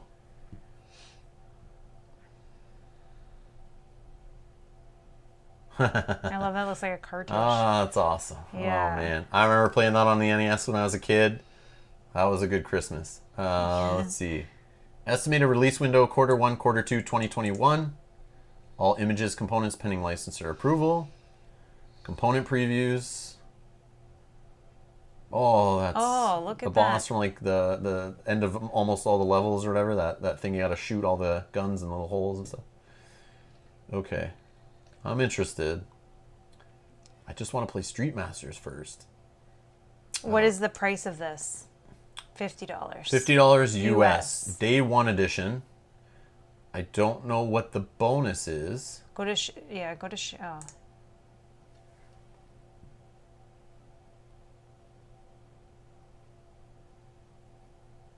I don't know. It's not very obvious. How to play. Oh, here you go. Day 1 edition exclusive content. So you get an exclusive Protector Ally Pack. Take on the Red Falcon Army with the help of the Ultimate War Machine, the Probotector. This exclusive pack lets you bring along one of the famed Probotector units, each with their own unique abilities and tokens. When you're in need of some extra firepower, includes 2 cards and tokens. Then you get the exclusive Ally/Rookie Commando Pack and the exclusive Brotherhood Ally Pack. So one of them includes 2 cards and tokens. The other one includes 5 extra cards and tokens. Another one includes 2 cards and tokens. And another one includes 4 cards. So you get some extra cards and tokens. So you get like 20 cards and a bunch of tokens. Probably like an extra sheet of punch tokens or something. Okay. Sure, whatever. Box content. So yeah, if you pre-order for $50 plus shipping, I don't want to know how much that cost me to get it in Canada. Well, you can look at if you go to shipping information. Does that tell you there? Usually, oh no, it doesn't at all. We currently offer friendly shipping to the fellow regions. Oh, but Canada, maybe that means it actually ships from somewhere in Canada, though. Yeah. So we don't have to pay the crazy rates. Okay. I'll add it Depending to on which my... region you're in, we'll ship from the following hubs. They'll ship from Canada for Canadian clients. Oh. Well, that's interesting. Okay, adding it to our list of... Yep, to look into later. Yeah. Contra. Okay. Sweet. And... So you don't get a discount, it's just you get extra crap. Okay. But you have to order it today. Yeah, but For the I extra don't crap. care about the extra crap. So I as know. long as the price stays the same, I don't care. That's true. That's true. Let's see.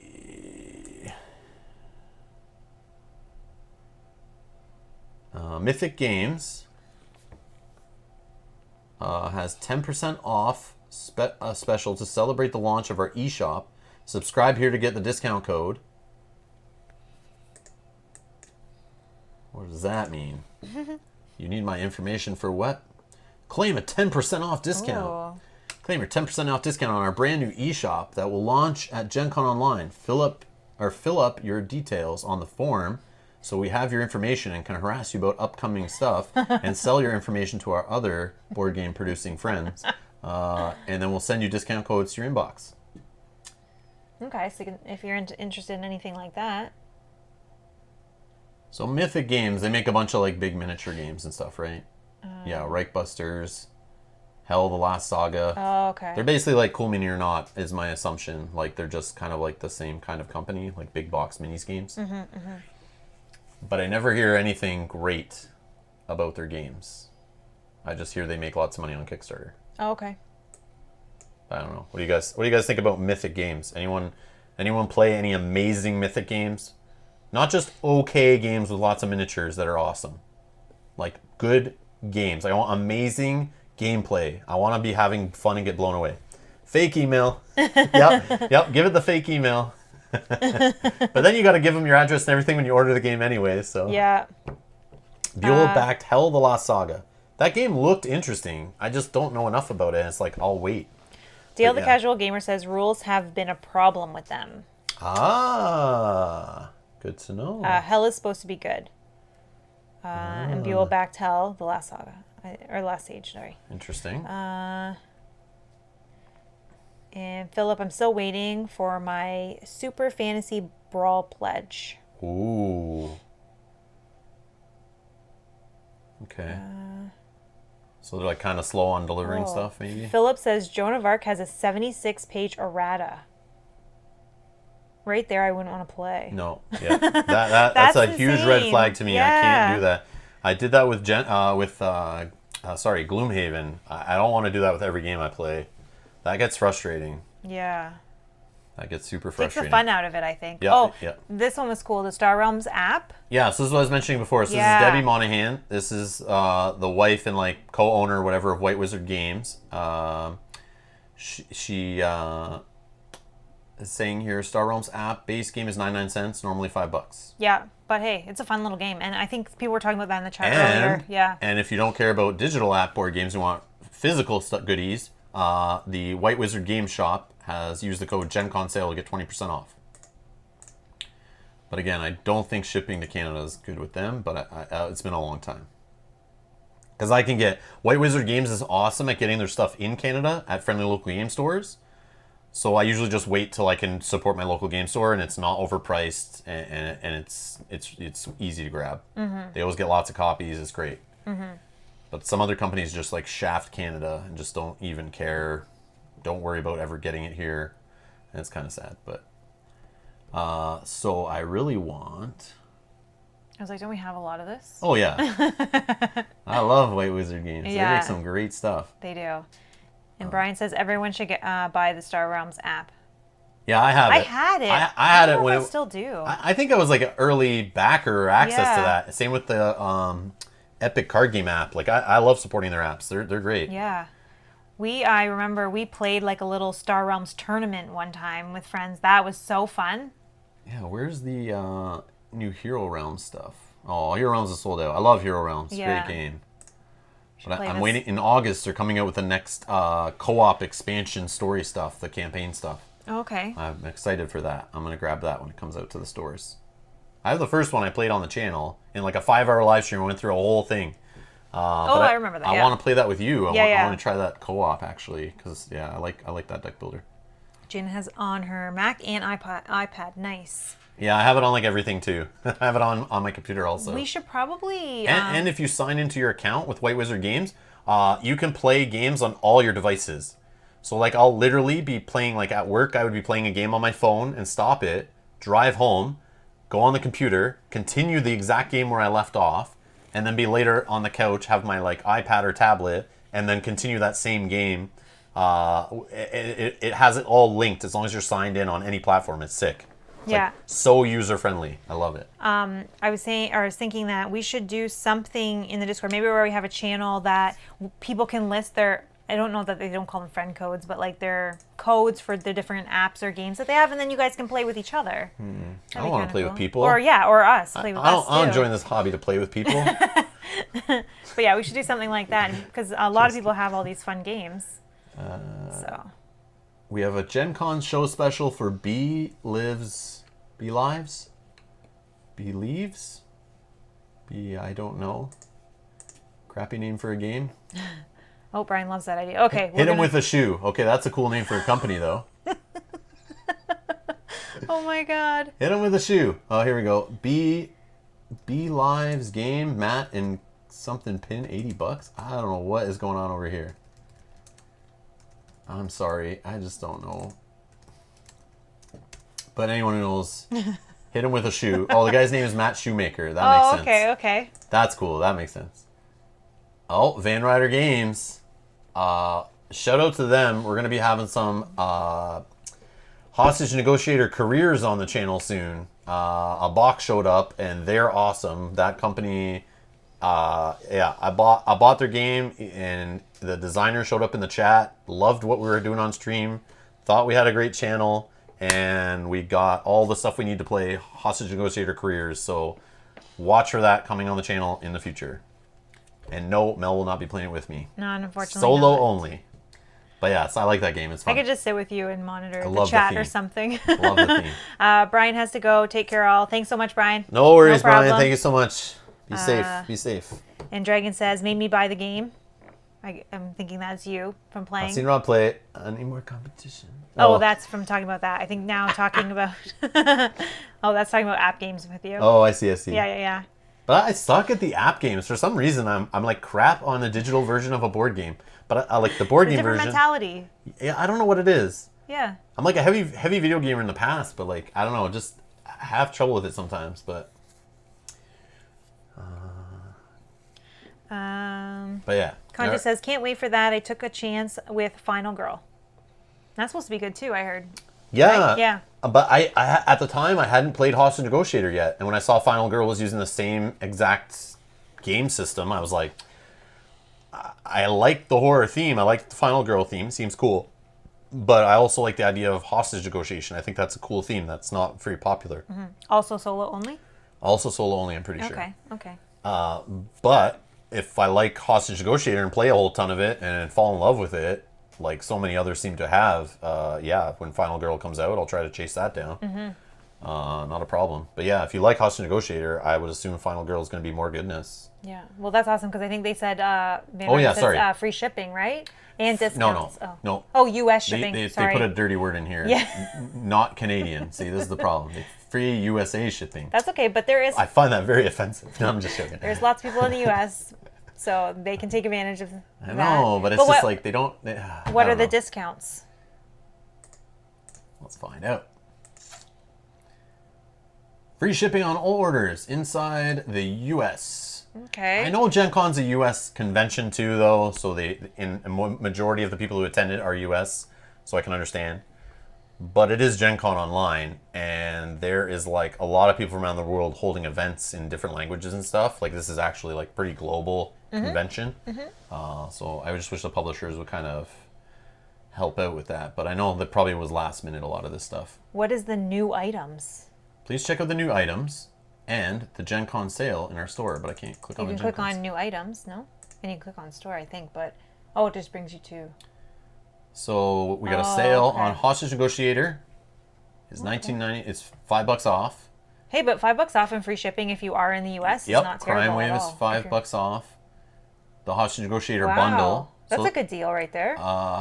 Career bundle, sorry. This is what I have to play on the channel, is this bundle. This is crazy. So you get the base Hostage Negotiator game, you get Crime Wave, you get careers, and it's funny, the Crime Wave box fits both of these boxes inside. Like, I don't mean take the content out of it. I mean the whole box you can just put inside of it. It's hilarious. But it does have dividers and everything for like all this content and stuff. It's cool. I still have to sort through all of it though. Kanji's asking, Hostage Negotiator Career Bundle is $150. Is that a good price? I don't know. Check your game stores. But the problem is, when the designer or the CEO or whatever of Van Ryder Games was in our chat during my playthrough of Hostage Negotiator, he was saying that Hostage Negotiator Career, he doesn't really, I don't think he has a plan to put it in retail because you basically need quite a bit of the existing content. It's more of like a love letter to people who have been collecting all the content. That's why they sell a bundle. You don't need this whole bundle though. You only need, watch. You can go here, because I was researching this. You need, how can I make this bigger? You need Hostage Negotiator Career is a unique expansion, and in order to play, requires that you own the Hostage Negotiator base game and Hostage Negotiator Crime Wave. Okay? So you have to have those two boxes, which are readily available at almost every friendly local game store. Plus, you need at least 7 of the Abductor packs. One of which must be Abductor Pack 7. So if you check your local game store and they have a good deal on this stuff, or it's cheaper and you don't have to pay, I mean, there's no shipping if you're in the US. But my local game stores sell a lot of this stuff. They just don't sell career. And what he was saying is I don't think he's going to have it really in retail because it's something that will just sit there on a shelf because he doesn't want a new player grabbing that and going like, oh, I can't play this. I can't play this. I need all this other content. Yeah. It's meant to be like, you buy Hostage Negotiator at a store and you try it if you want to buy a cheaper game. Then you get Crime Wave, or you can start with Crime Wave. Once you play those and you like them, then you start going looking for the Abductor packs and you start buying these little packs to add on to your game to add some variability.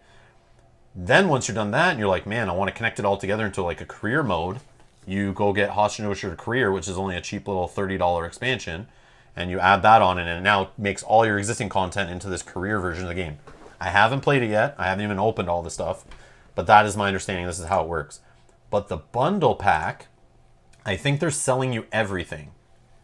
I think it's selling you more packs than you need. You're actually getting all 12 Abductor packs, I think. Yeah. Yeah. You get more than you need. So you have to do the math. Check your local game store. Does it A, have all the Abductor packs in stock? Because not every store will carry those. So if you don't want to track it down, there might be a convenience fee here. Yeah. So it might be a little more expensive maybe to get, but you're getting all 12 packs and you're not having to hunt anything down. Mm-hmm. I don't know. Yeah. That's just what I know about it, but I'm not a pro at that stuff. Let's see here. Rory also says, Rob, I always have the boat ready in Boston. Let me know what you need. LOL. Yeah. And Ralph says, because they get shipping costs back when Canadians are ordering, they can offer free shipping to the U.S. people because we pay for it. For every one Canadian order, that pays for like 5 U.S. orders of shipping. So they're like, yeah, free shipping for everyone. Sorry, one more question for you, Rob. I just started painting Village Attack. Got it at Essen last year. Did you look at that before? Village Attack, no. Okay. Let's find out.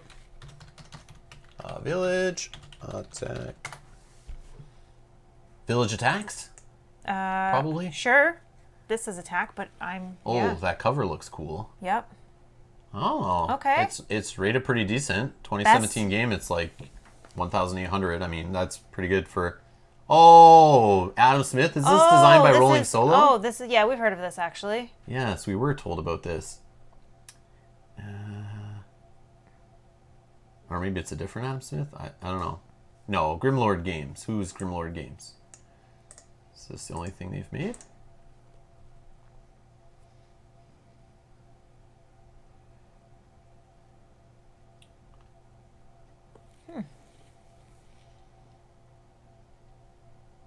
I don't know. I don't know. I don't know what Endure is.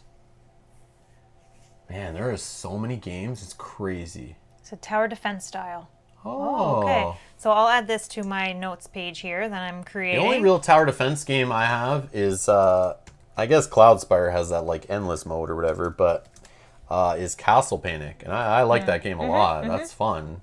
It's like very family weight-ish, but I do like the tower defense of it. Can you just click, because he said they said they're painting the minis. I just want to see.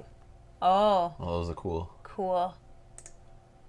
Oh, yeah. Okay. That's that cool. looks yeah. cool. That looks cool. Yeah. Oh, look at those. That looks cool. Hold Okay. on, I added it to our yeah, okay. notes. Village Attacks. And best at 1 or 3. Interesting. Okay.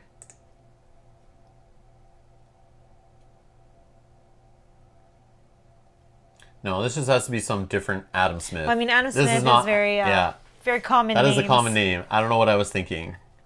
No, you know what I was thinking? It's Ricky Royal has a game, right? That other guy that does playthrough videos? He has like his own game. That's what I was thinking about. I doubt it's the same guy.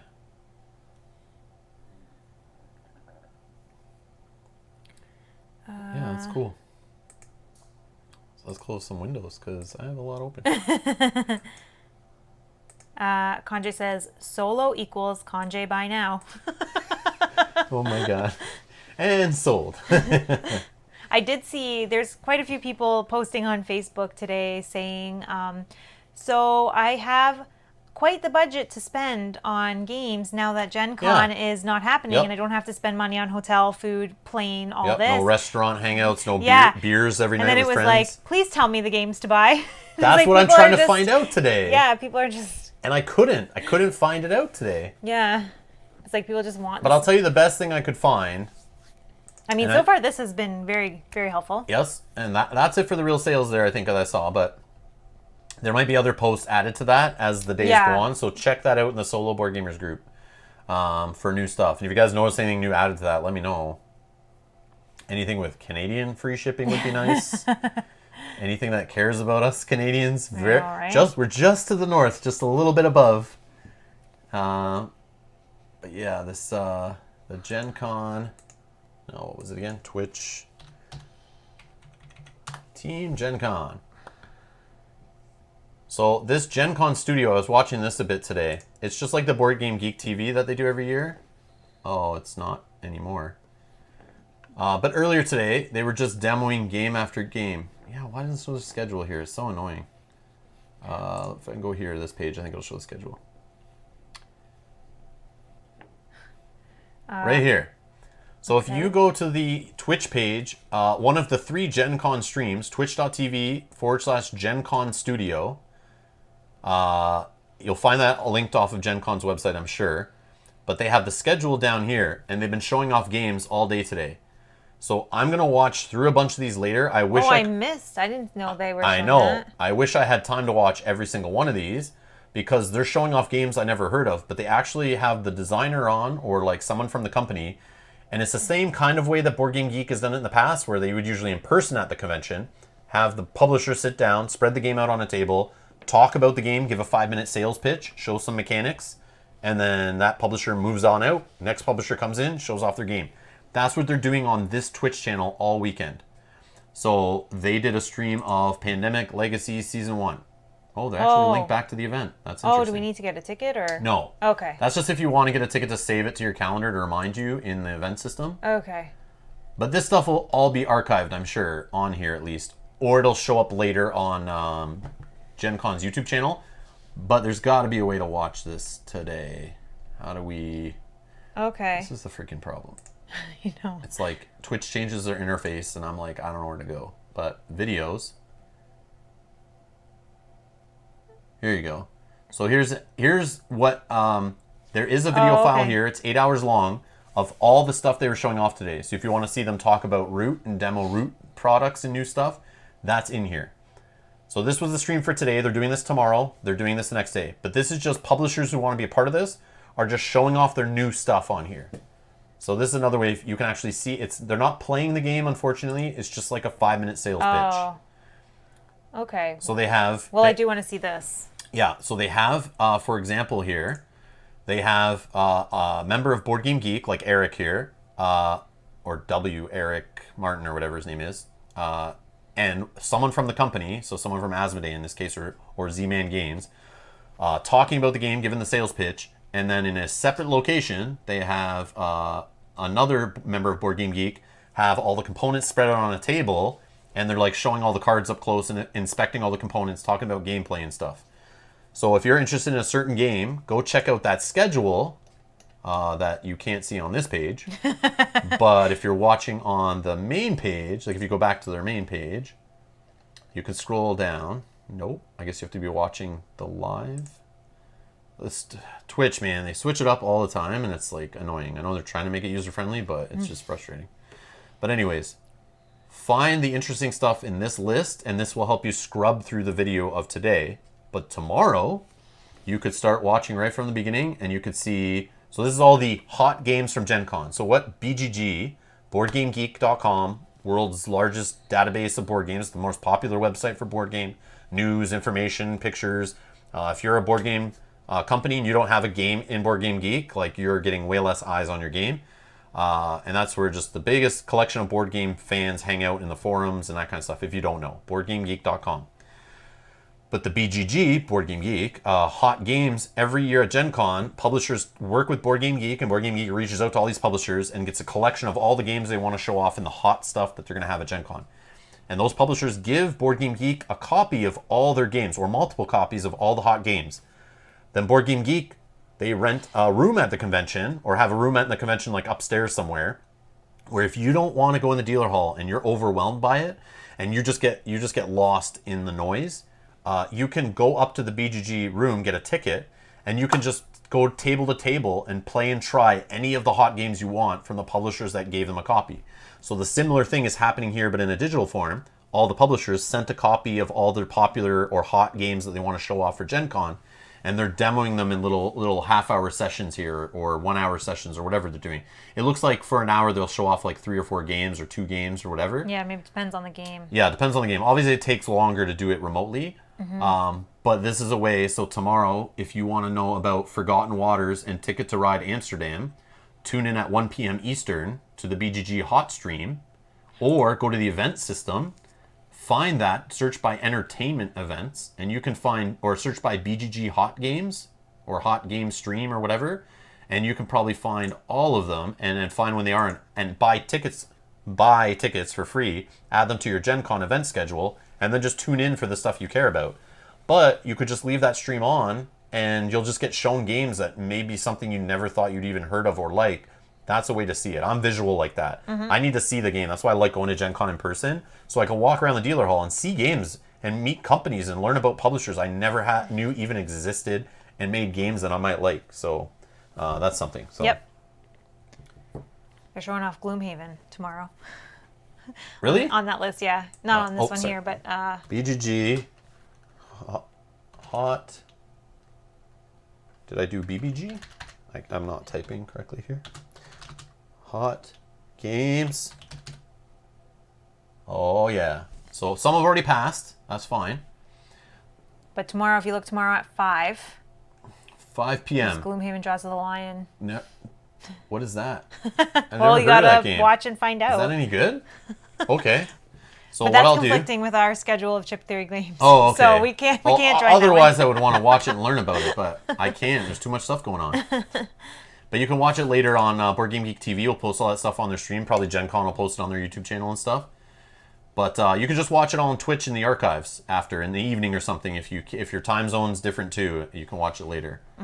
But this is how you can find out about new stuff coming out. Yep.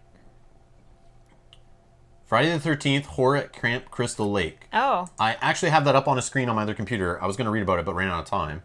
But that is by Ultra Pro, I think, is publishing that one. Oh. Like the Where company do you that makes see like... that? Doesn't say on just here? no on. Oh, you on, just know that. I think it's the one that they're publishing. So, yeah, I want to check that out. You don't have to watch it, but I'm going to add tickets to the cart. And I'm going to go to my cart. And sure, I'll pay $0. Yep, billing information. Cool. Feels like I'm cheating getting all these event tickets for free. Normally I'm like, it totals it all up in my cart and I'm like, ugh. Am I really going to go to all those events? Because all of them cost money. Yeah, so there you go. Boom, it's signed up. So that'll see in my calendar or whatever on Board Game Geek. Or on Gen Con's website. Cool, I need to look at that. Yep. But then again, like you said, you could just have them on because some of these games, just by the title, you may not know you're interested in. And then you look at it and you're like, oh, that kind of looks cool. And Sacabra's saying you can have all 3 on the same screen. Oh, yeah? He knows. Yeah. But yeah. So what else we got going on? It's Gen Con Studio. Gen Con main stage. What's happening on there right now? An RPG session. Yeah. They're all dressed up. Yep, because why not? So this guy's the former creator and CEO of Wizards of the Coast. He looks excited. This guy's probably rich as crap after selling that company off. And now he owns Gen Con. And he can just dress up as a Roman knight if he wants to. Because why not? And dance around on a webcam. Yeah. He can do what he wants. He's rich. So Sacabra's saying, beside viewer count, watch in squad mode. Beside viewer count. See, yeah. Right there beside, to the left. Yeah. What the heck? So click that and let's see what happens here. Oh my god. Whoa. So, I don't think... Sacabra, you rock, man. That's awesome. I don't Pro think, tip. Yeah, I don't think a lot of people will get this, but I think Buell will. Maybe. I'm not sure if he actually watched Big Brother. Best of Gen Con 2019. Screw this online stuff. I'm just going to relive last year's Gen Con. Oh. Yeah. But this is like watching like the Big Brother live feeds. Yeah. We can have them on like all like this. Oh my god. So that's them playing in Lucas Oil Stadium. Last year? Yep, this is 2019.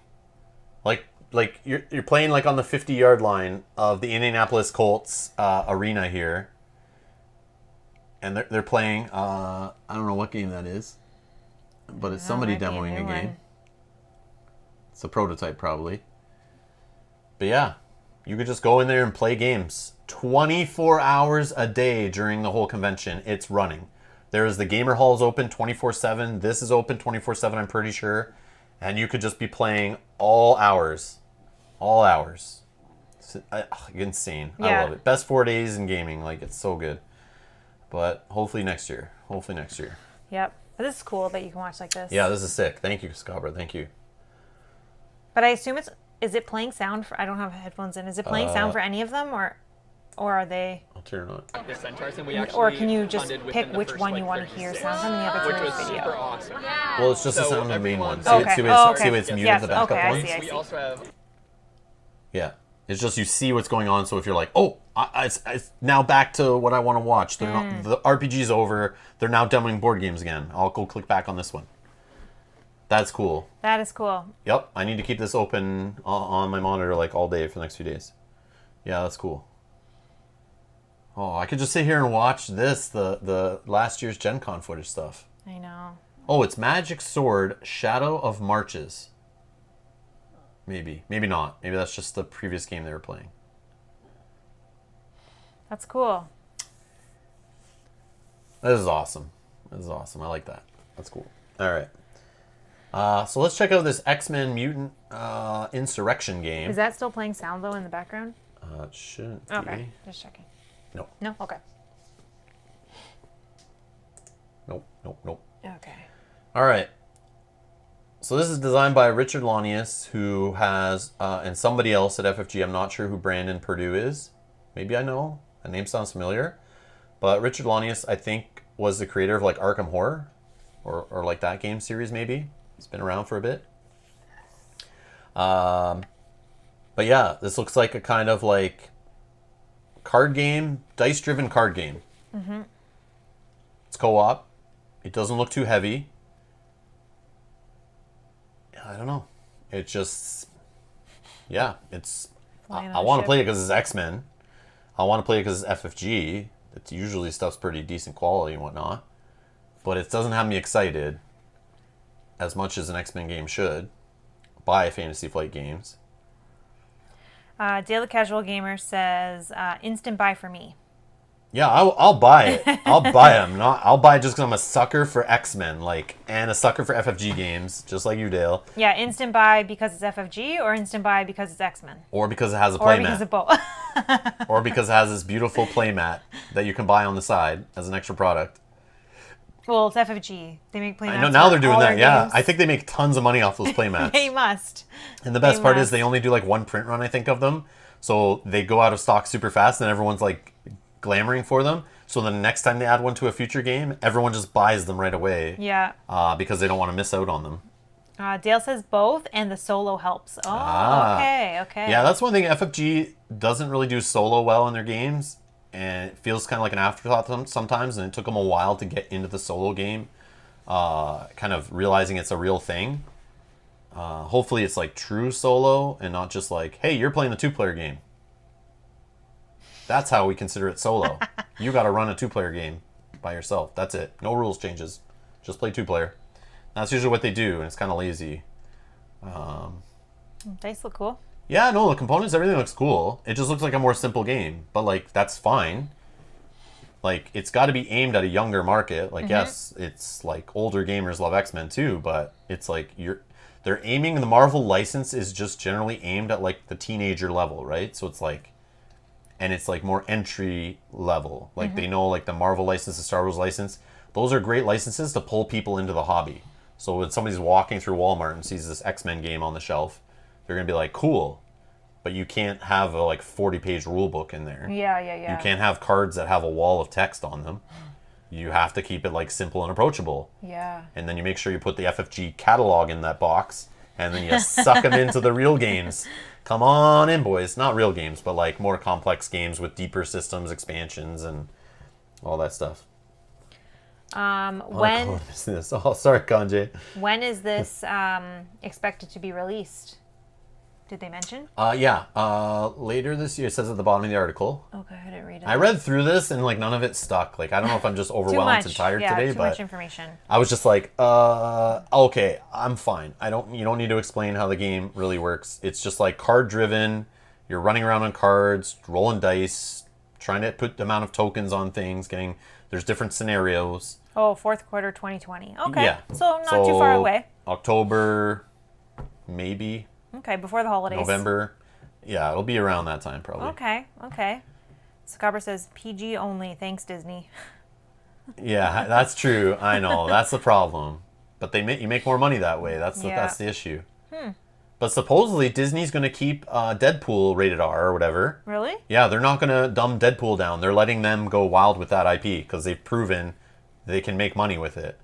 That's the thing. No one wants to risk doing like a more violent superhero movie unless it's proven. Some take the risk and it pays off, but it's just there's so much data there that proves if you take a superhero movie and put it PG-13 or like, tone down the violence, cut out the blood, you'll just sell more tickets. Like you'll make more money. Yeah. Oh, it's probably a re-implementation of Elder Sign and upgraded, I guess. He is the designer. Richard Launius is the designer of Elder Sign. That is a good point. So that makes sense. I've never played Elder Sign, but it's like a dice-driven version of Arkham Horror kind of game. Okay. That's my understanding. I'd be into that. That's a good call. It probably is just using his base system. And then just reskinning Brandon Perdue at FFG probably has meshed it with this theme. And I've never played Elder Sign, but I've been recommended that game ever since I got into the hobby. People have told me that game's pretty good. So I'll play an XMen version of Elder Sign, if that's the case. But another reason why I don't care about what's on this page, there is something you need to know. There is an event. Let's go to Find Events.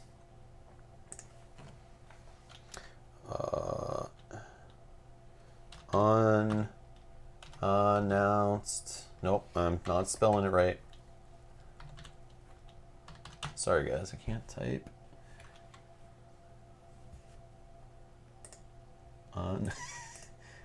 It's two N's. Oh my god. Unannounced.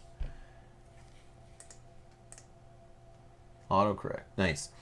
So if you look up Unannounced Product 2 live stream, this is FFG's event for them playing that X-Men game on Sunday on their stream at 12 p.m. Eastern. So if we go over to FFG Live, if I can find the schedule. Oh, I think I saw it. No.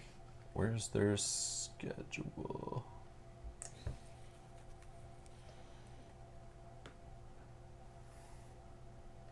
Oh, this Brandon Perdue also helped develop Lord of the Rings Journey to Middle Earth. Oh, okay. Heroes of Tiernoth, Star Wars Imperial Assault, Okay. Star Wars Force and Destiny.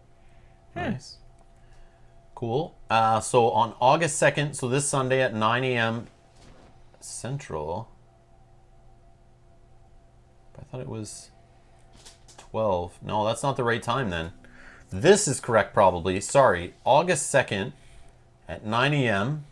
Central Time. So 10 a.m. Eastern, I guess. They're doing gameplay of that X-Men game. So I'll wait to make my judgments until I see it played. I prefer to see playthroughs of games before I purchase them. So yeah, I'm going to definitely check out this on Sunday. And then we can discuss it more after that. But yeah, so I'm just going to wait to see it actually played on the table before I'm like, meh or yay or anything. But Yeah. I do want them to make more X-Men games. So I kind of want to just vote with my wallet and be like, make me more X-Men games. I'll play that stuff, but... Are you happy that it has standees, or do you wish it had minis? Don't care. Does it matter? Don't care. The thing with minis, you have less playable characters, and it sounds like they've jammed a whole ton of X-Men in there. Oh, okay. More than 6 or 5 or whatever the player count goes to. There's more standees than player count, so you have more replayability, more options. Yeah, So you can find your favorite X-Men in there, which I think's cool. And with the miniatures, they might put less in the box, just like Gloomhaven. They wouldn't have as many monsters if they need to put miniatures in the game. Oh, for sure. For So sure. that's kind of the fun of standees. Okay. You can put way more variety in the game. That is true. Elizabeth's here. Hi, Elizabeth. Hello. What have I missed? What have I missed? We just played 3 Gloomhaven Jaws of the Lion scenarios. You just missed them. So now we're just killing time. We're just browsing Fantasy Flight Games website in the meantime. If you were here earlier, you would have watched all 3 episodes. But hey, whatever. Just kidding. Just kidding. Ralph is saying there's an app for Elder Sign if you want to try it first. I have that app. I paid for that app. Oh, That was yeah? one of the first Android apps I ever got, like board game apps I try. ever purchased. so many years ago. Just never played it. I always feel I have to play the physical game before I play the digital, and I bought that thinking I was going to buy the physical game eventually, and it was on sale one time.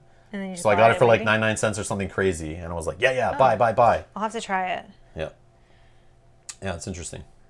But I'll just watch this played on Sunday, and if it just looks interesting enough and I'm down with it, I'll get it. We'll play it on the channel, whatever. Elder Sign is the Arkham Horror. Yep. Arkham Horror theme. Yep. Yeah. Yep, Okay. yep. I'm into that. Okay.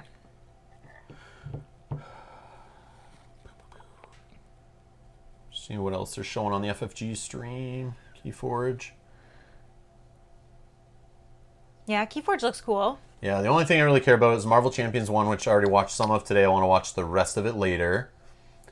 Twilight Imperium, I wish I owned that game, but they have an expansion for 4th edition with new content that's supposedly never been in Twilight Imperium before. It's not just rehashed. Okay. Supposedly. And the box is like it's like a $100 expansion. It's like loaded with content. And you can supposedly go up to like 8 players now or something crazy, which just makes me want to get into it, but I just don't think I can find 8 players locally to play it with. Yeah, so. But it's a game I would love to own, but I just don't think it'll get lots of play. Yeah. Keyforge, maybe if I have time, I'll watch that one. Yeah. But it's about a set that's not coming out till like next year. Yeah, and we're already a set behind. Yeah, like the new set just came out. I have nothing of it. Yeah. And they're talking now about a set that's coming out in like February or May next year or something like that. Yeah. So it's like, okay, cool. Like people who are really into that and like to be cult to the new and be ahead on everything.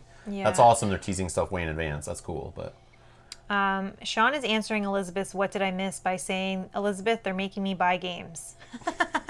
no, Sorry. Sean. No, we're sharing Sorry. information. We found some deals. We collected some info today. We wanted to share what we found at Gen Con today, or anything on any publisher's websites or anything. And if you guys saw anything, feel free to share it with us. It's just a casual session of bouncing information off each other. We're looking at games that we saw mentioned today, checking out streams and stuff. But yeah. Yeah, and again, we're trying to get that people interaction with the Gen Con online. Yep, So this because is normally I would be definitely at Gen Con right now.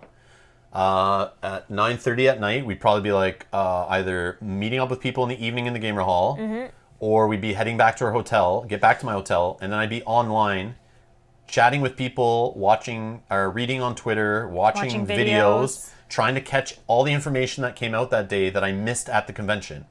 And if it was a little earlier, I'd actually be at the convention meeting up with people I know from around here that go to the convention, or players that I from like other places, upstate New York, Montreal, players I know from Michigan that all have played LCGs with us. I always see all those guys at Gen Con, some FFG employees and stuff like that, that I would go meet up with later and chat about what we saw, what they saw, and we just discussed, like, what did you see at the convention? Did you buy anything? And that's what we're doing here, the same idea, but So we're just trying to not recreate that. not 100% the same because of Gen Con Online. It's not the same as the physical version. It looks like a lot of companies aren't really doing too much for Gen Con, but Quick question for you. Any scheduled stream for Descent in the program, Rob, that you were looking at for No. They just tease that. I think they're going to save that till later. I don't think they're going to talk about that at Gen Con. What I think they're doing is the sneaky thing that a lot of publishers are realizing. If you try to talk about a game at Gen Con, you do it right, you get it in front of the people's eyes and they see it and they care, word will spread, it could hit. But what usually happens, if you bring up a game at Gen Con, there's already like 500 other games that are releasing that you have to compete with, usually, at a normal Gen Con. So some people, like Jamie Stegmeyer from Stonemaier Games does this. He says, screw Gen Con, I'm going to talk about my game in advance, sell it totally separately, and try to stay out of the noise of Gen Con. Yep. So I bet FFG is saying, we have Descent. This is a game that doesn't need Gen Con to promote it. We'll just wait till the noise dies down of Gen Con. All the other publishers are done talking about their new games. And later this year, they'll just drop the bomb. Like, they'll just drop the bomb when they're ready. They'll just be like, boom. Here's the live stream or a YouTube video or a teaser or whatever they're going to do. Hopefully it's not. Hopefully we don't have to wait till Gen Con 2021 to hear about the game again. I hope that's not the case. I doubt it. And Marianne is asking, have we played Death May Die? If so, what do you think? No, we haven't. We were talking about that in today's earlier stream today. Oh, yeah? That's a game, I added to my wish list to take a look at. Yeah, I'll want to get it at some point. It looks interesting. It's like Cthulhu, but it's like Cool Me or Not. I think Eric Lang had a part in it. Oh, okay. But it's like a twist on the whole taking down Cthulhu and like taking down robed zealots and stuff like that. Oh, okay. But it's like, instead of like Arkham Horror style where you're like detectives, you're trying to be safe and you're scared and all this, it's like, no, we're busting in with shotguns. Oh, okay. And we're going to kick down the door and we're going to blow everyone up with guns and then find Cthulhu and punch him in the face and take him down. Okay, that's cool. It's just like a crazy zany version of that whole Cthulhu theme. Okay, that's cool. But I do hear a lot of people like it. Rory is telling he loves it. Yeah. So I assume if we played it on the channel, people would watch. I assume. Okay, that's cool. I want to play it. I just passed on the Kickstarter and was like, oh, I'll get it at retail later. And it's like, but there's just so many cool mini rock games in that same size box full of miniature plastic. I don't know what to do. And part of me is holding out for Bloodborne, the board game. That's the one that I really want to get because of the IP. But I don't know. Will it be better or worse than Cthulhu Death May Die? I don't know. Faulty Joe is saying, in summary, which website I have to go to buy new games. LOL. I'm going to put again the link. No, there is no summary. There's nothing. It's all over the place. No. I know, but I am going to put the link again in the chat right now for the sales? sales that we were looking at earlier on the stream if you weren't here. Because this is a cool resource that I found today while I was just scrolling through Facebook.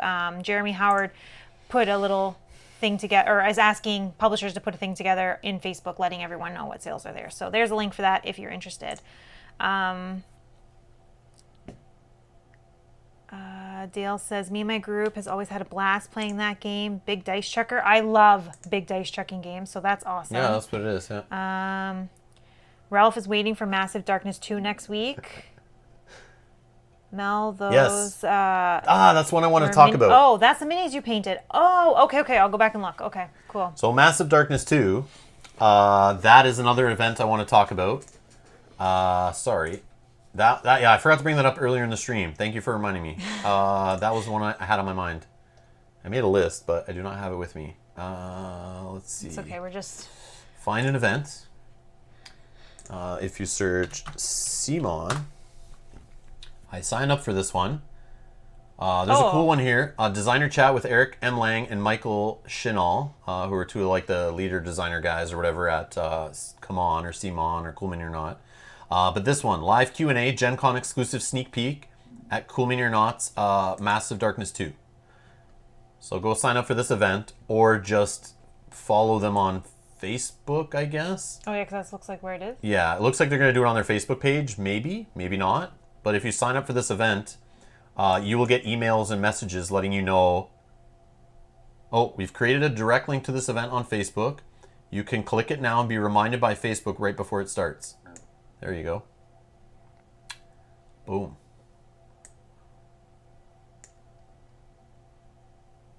Boom. There you go. Okay, so Saturday at 2 p.m., they're going to have a live Q&A and a look at Massive Darkness 2. And from what I understand is they're just using kind of the Massive Darkness name, and it's like a whole new rule set and stuff. But I'm not sure if that's true. But I'm interested to find out. So on Saturday, there you go. So if it looks cool, it's dropping on Kickstarter supposedly at 3 p.m. on August 4th. I love dungeon crawling games. I love campaign games. I love fantasy themed games. If it looks decent enough, I'll back it. And I'll probably do a live stream on August 4th at around 2:30 p.m. Oh, this is that one. Okay. Yes, this is Cool Mini or Not's It's basically Massive Darkness, my understanding how it was explained to it. The first one was zombicide kind of mechanics and weight. Okay. Put into a dungeon crawl campaignish style game. Okay. I'm interested. With a fantasy theme, kind of like fighting dudes. Okay. I don't know. Cool. That's all I really know. But I passed on it. I said, whatever. I had Zombicide at the time. I said, I don't need another one of these games. But, yeah, if this is any good and not just the same game with the exact same scenarios, we'll see. Okay. But it is right here, Massive Darkness 2's designers Alex Olteanu and Marco Portugal discuss the upcoming sequel to the wildly successful Massive Darkness, built from the ground up. There you go. Built from the ground up.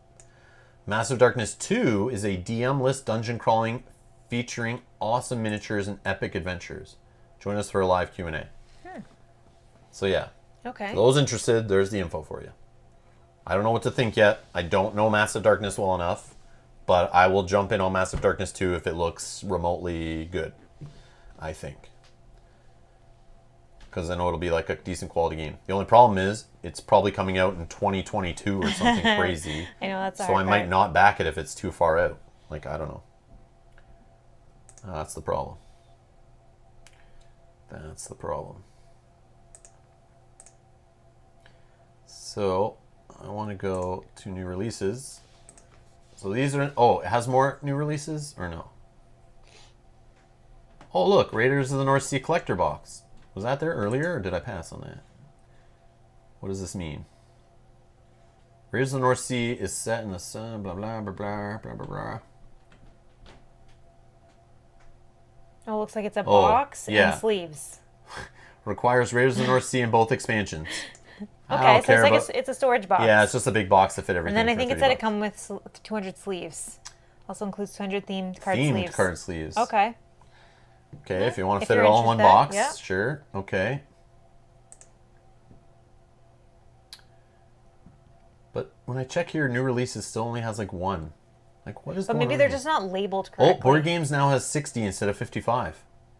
Okay. So they are adding games throughout the convention as they get announced, probably. So do check the store throughout the convention. Endeavor, Age of Sail. Endeavor, Age of Expansion. Sakabra says animal unicorns. Whoa, you missed my stream earlier. We already talked about this hotness. Looks like My Little Pony. Now, there's a dino version, but everyone knows the unicorn version is the one that's going to sell like hotcakes. I'm not joking. Really? I'm not joking. Yep. Why? Because the brony Because stuff? look at this. Look at this. Like, I'm zooming in. Look at these wooden meeples. But they're unicorns and ponies and stuff. And clouds and birds. Look at that white bird. He's like face down in the grass. This is crazy. Only $20. No, but Animal upon Animal, the original game looks cool. It sold really well that year because everyone just thought it was a fun kind of like party game. Like this is a perfect like drinking game. Everyone get around, get really drunk, try to put animals on animals and watch them fall over. Yep. That's the way I was described. That's why adults were buying that game. Yep. Ralph says Haba has some fun kids games. Yes. We have some of their kids games. We do. Yeah. I always bought a Haba game almost every Gen Con I went to for my daughter as she got older. I love Haba games. I'm not mocking it like that. It's just for the channel. Like, and my daughter's now too old for this stuff. But I sent this to her for fun. Like, honey, should I get this for you? Bitjam says unicorns is 10 plus. And he says 18 plus? I was going to say, you're opening yourself up here possibly for some comments. But... Age 4 to 99. 1 to 4. Oh, you can play it solo. Oh, there you go. 1 to 4 players. Kanji, it's solo. It's got a solo mode. Adding it to your cart. I'll add it to your cart for you. Do you prefer dinosaurs or unicorns? No, the unicorn version is the hotness. Don't buy the dino one. That so you one. can't play if you're 100. It's only 1 to 99. Correct. Instead of just saying 4 plus. Nope. Like only if you're between 1 and 4 and 99. If you're 100. Sold, Kanji says. Brony version. Yeah, that's exactly what I was thinking. Exactly what I was thinking. Yep.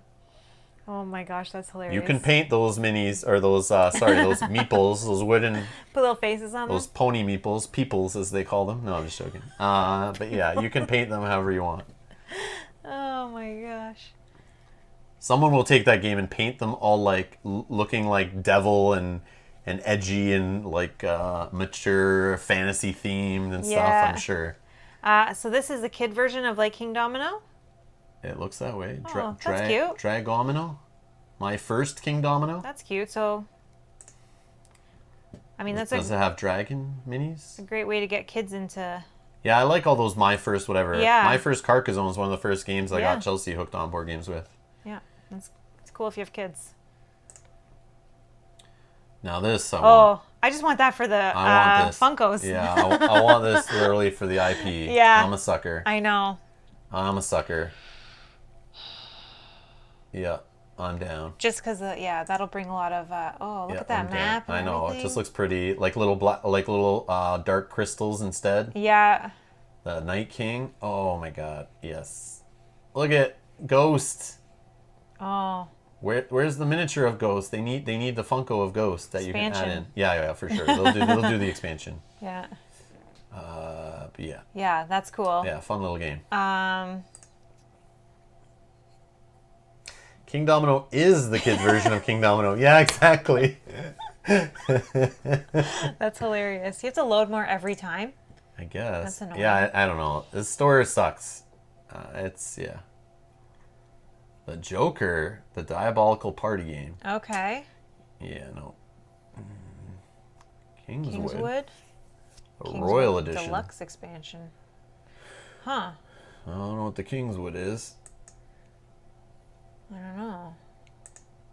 But like, why aren't there links to YouTube videos and stuff on these pages? This drives me nuts. Where is my demo? Where is my Twitch live stream demoing it? Where's my event links? Like, they have all the info. They just didn't put it together. Sakabra says, we got the Harry Potter and Batman Funko. It's an okay game with kids. Yeah, we played Harry Potter. Yeah, we play Harry Potter on the channel, actually. we have I had videos fun of playing that. with Mel, actually. Yeah. Yeah, that was fun.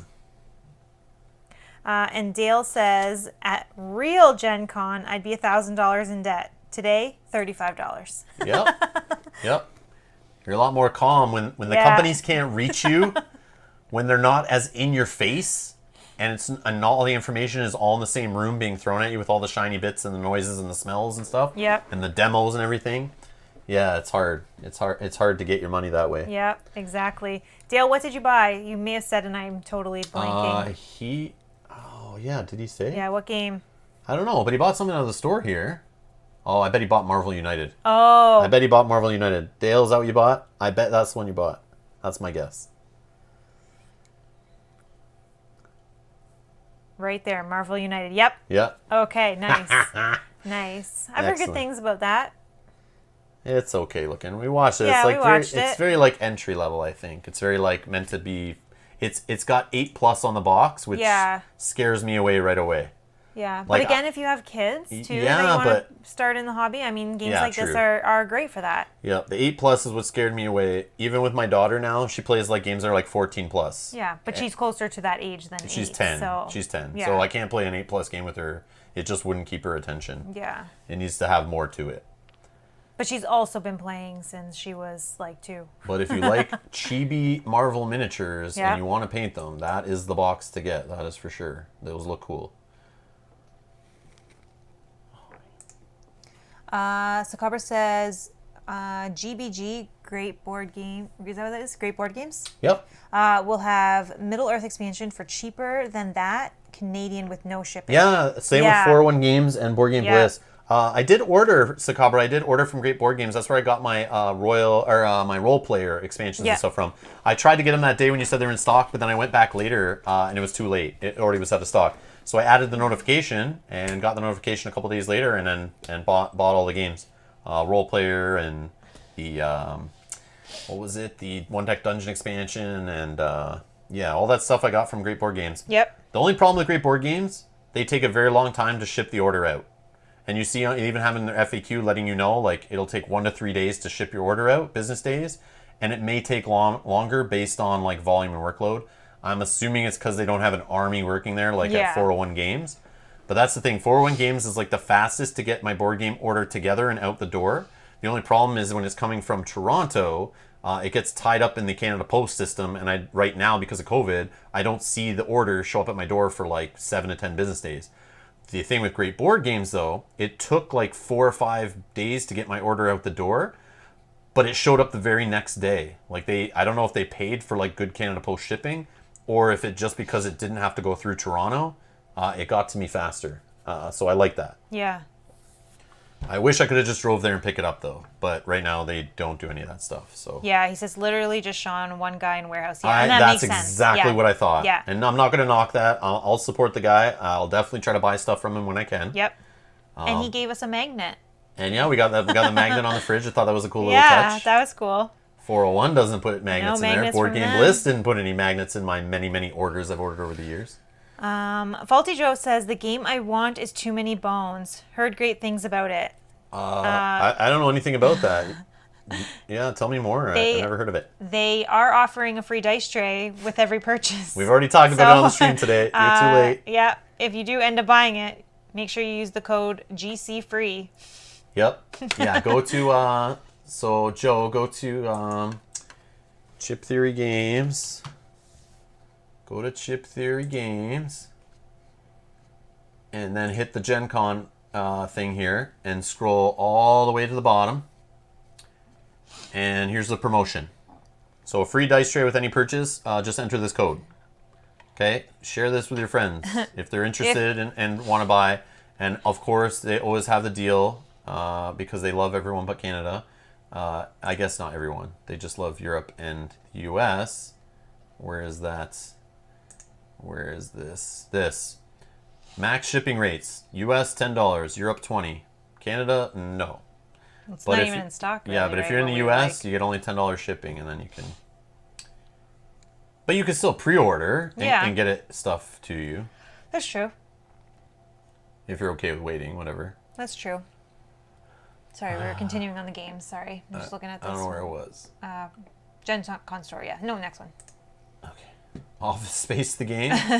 Milton Stapler inside. Big potato. This screams throwaway party kind of game to me. Yeah. But I love Office Space. And we just get the box cover. That scares me away right there. No, I don't care about your game. If you're not going to show me anything about your game but the cover, I'm out. I'm out. You got something to hide in that box. Pandemic Hot Zone. That's expansion, I'm assuming? No, it's probably just a standalone game. Probably plays different than Pandemic. It's only $20. Yeah, because it's probably like a lighter, smaller game. But we can watch the playthrough. Yeah. On that Gen Con channel that they played it earlier today. Oh, okay. Or at least they demoed it. I don't know if they played through any of it, but. Cool. I have to look in that. Yep, and I gotta load more again. Oh, sorry, that's I know. annoying. I need to right-click and open it in a new tab. Yeah, sorry. But yeah, this price is trash. $80 for that expansion. No. For US, I'll pay less Canadian. Support the local store where I can. Rel says, with you there, Rob. Only box cover, nothing on the back, but text, easy pass. Yeah, that's throwaway. It might be good, but Titanic. well, here we go by Spin Master, same guys that make Marvel United. So this is probably, not the greatest. By Daryl Andrews and Adrian Adamascu, which Daryl Andrews, I believe, is the designer of Sagrada, or one of the designers. Oh, yeah? Titanic, the game, puts players in the boots of Jack, Rose, Call, Ruth, or the captain of the doomed vessel as they attempt to rescue passengers following its collision with an iceberg in the Atlantic Ocean. Oh, my gosh. It might be good. I know. But I don't know. Yeah. I'm at $24.99 and only the box cover, and it's Spin Master Games. I'm picturing Walmart shelf throwaway game, like just selling you on an IP. Yeah, that's so funny. Yeah, that's just not interest to me, but just thought it was funny. That's like, it feels like they're using a movie cover or a movie. And that's it. That's all we got in the store. This is all our board games. Whoa, what's that spoiler alert? I'm not clicking it. It's a spoiler alert. I'm just kidding.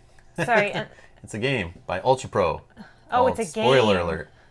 I thought it was like holding a placeholder. It's a party game, probably. Can you get your teammate to guess the title without spoiling the story? In spoiler alert. Oh. Players split into teams, and one member of each team takes the helm as the storyteller.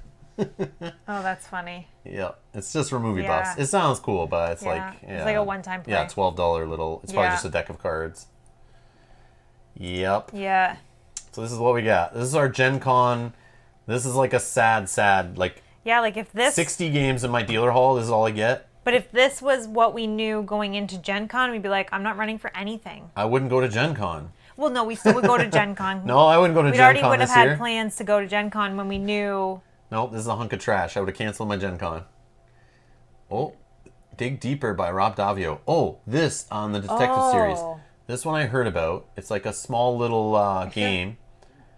I don't know if it's an add-on to this, but it's just like a guest designed by Rob Davio. It's like, here we go. It's from a signature series. Dig Deeper will transport players into an American town in the 70s where players' goal will be to solve the mysterious death of a local politician.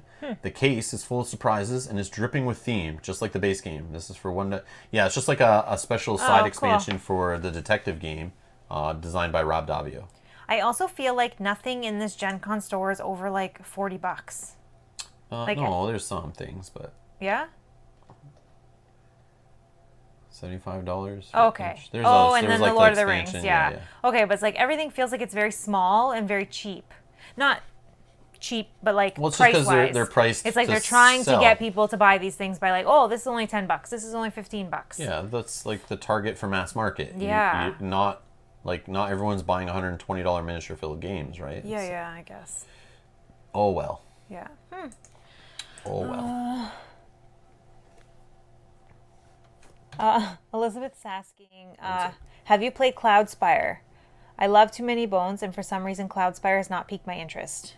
Never heard of it. We definitely have hours of playthroughs of solo, Cloudspire's in my top 10 multiplayer, games, Elizabeth. 3-player, yes. Yeah, it's in my top 10 games of all time, at least the last list I did. Yeah. Which you can find that list on the channel. Just search for Rob's Gaming Table top 10. I'm sure it'll come up. It's the only top 10 list I think I've ever done. But yeah, that was on my list I did in April. And yeah, it was in there for sure. I love playing it solo. I love playing multiplayer. I've not played the endless mode. I've not played with the Grease yet. But I played the crap out of all the other factions. I played a lot of the solo campaign. And I've played the game at 2-player a few times. I played at 3-player a few times. Yep. I don't think we've ever played 4-player though. No. We've played co-op. Played a bunch of co-op scenarios. PvP. Well, I guess that would be, Yeah, we played co-op a lot. We've played like a handful of the co-op scenarios. Maybe Yep. not a lot, but I guess a lot of hours. But Yeah, we definitely played a lot of that. yeah. But it is a very different game than Too Many Bones. Very different. Yep.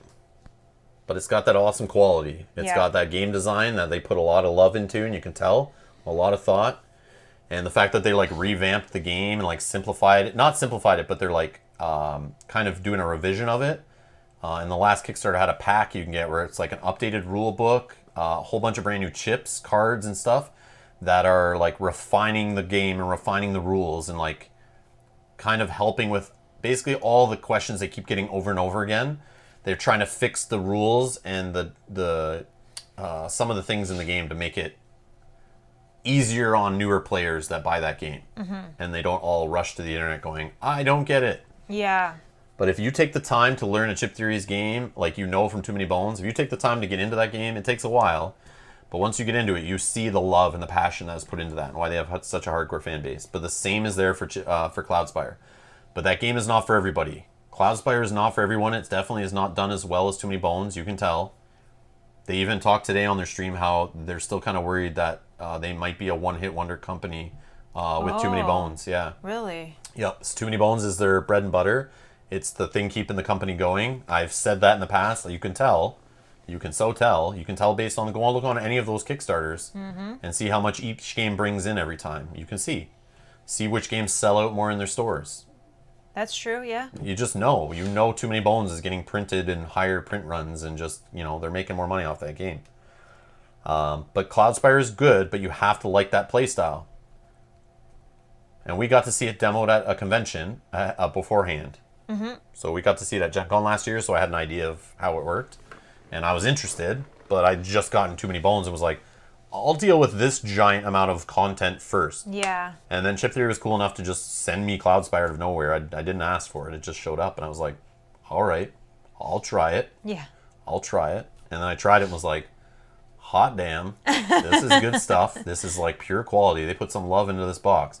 But you have to like tower defense. You have to like MOBA kind of games, kind of. You have to like programming, kind of. It's different. Like, you're not really, I don't know if it's programming, but it's just like, you got to be planning ahead. It's very strategic. Yeah, it's cool though. Yeah, very different game. If you like solo gaming, it's just like a whole whack of puzzles in each scenario, and it will challenge your brain. Like, it's a brain burner. It's on the level of Mage Knight of complexity and brain burniness. Or even the brain burniness of Spirit Island for the solo of it. The problem is trying to find other players to learn that game and spend the time playing with you. That's its biggest downfall. because that game takes a long time to teach and a long time to play. But yeah, it's a great game. Yeah, definitely fun. Ralph says, who says watching YouTube is not productive? Second bread fresh out of the oven. Your house must smell delicious. The smell of fresh bread is Email me amazing. some of that smell if you could, please. Can you drop some of that smell in the chat for me? Yeah, a couple people skipped Cloudspire. Yeah. Rory's excited for Too Many Bones. Definitely should be. It's very fun. Yep. Sakabra says they've had a ton of success, but he said that even though that is the case, he's always worried about being a one-hit wonder, like you said. The comment sounded like a mental thing to overcome to me. Yeah. Yeah, that's the thing, right? If one game is doing better than your others. Well, doing better than every single other game they've come out with, right? True, yeah. But let's see. They're going to announce something tomorrow, which we'll see what that is. Yep. And that could be... Which they teased another thing today. Did they? Yeah, well, I want to go through and collect all the images they posted. Yeah, we'll go through them all. We're going to talk about that tomorrow. So yeah, tomorrow at 5:30 Eastern, we'll be here to do a watch party for the Chip Theory Kickstarter 2020 announcement. So tune back in for that. You can set a reminder for that stream. Yeah, that should be exciting for sure. Oh, look. Save the date. Gen Con 20. Whoops. Let me go. We just Son of a... That was interesting. Yeah, sorry. There was a thing up on the screen saying save the date. Gen Con 2021. They had the dates for already. It was like August 5th to 8th or something. Something but like that. that is after you can already see like the weekend. next few years. Oh, is it? Yeah, well, because usually the first... I remember one time we went, it was like August 15th, and we went there, and the one day they had a football game happening. Yes. And we couldn't park or anything. It was like crazy. Yeah, like that's the... Yeah, okay. So likely that won't be the long weekend, but that's fine. Okay. Anyways, where am I here?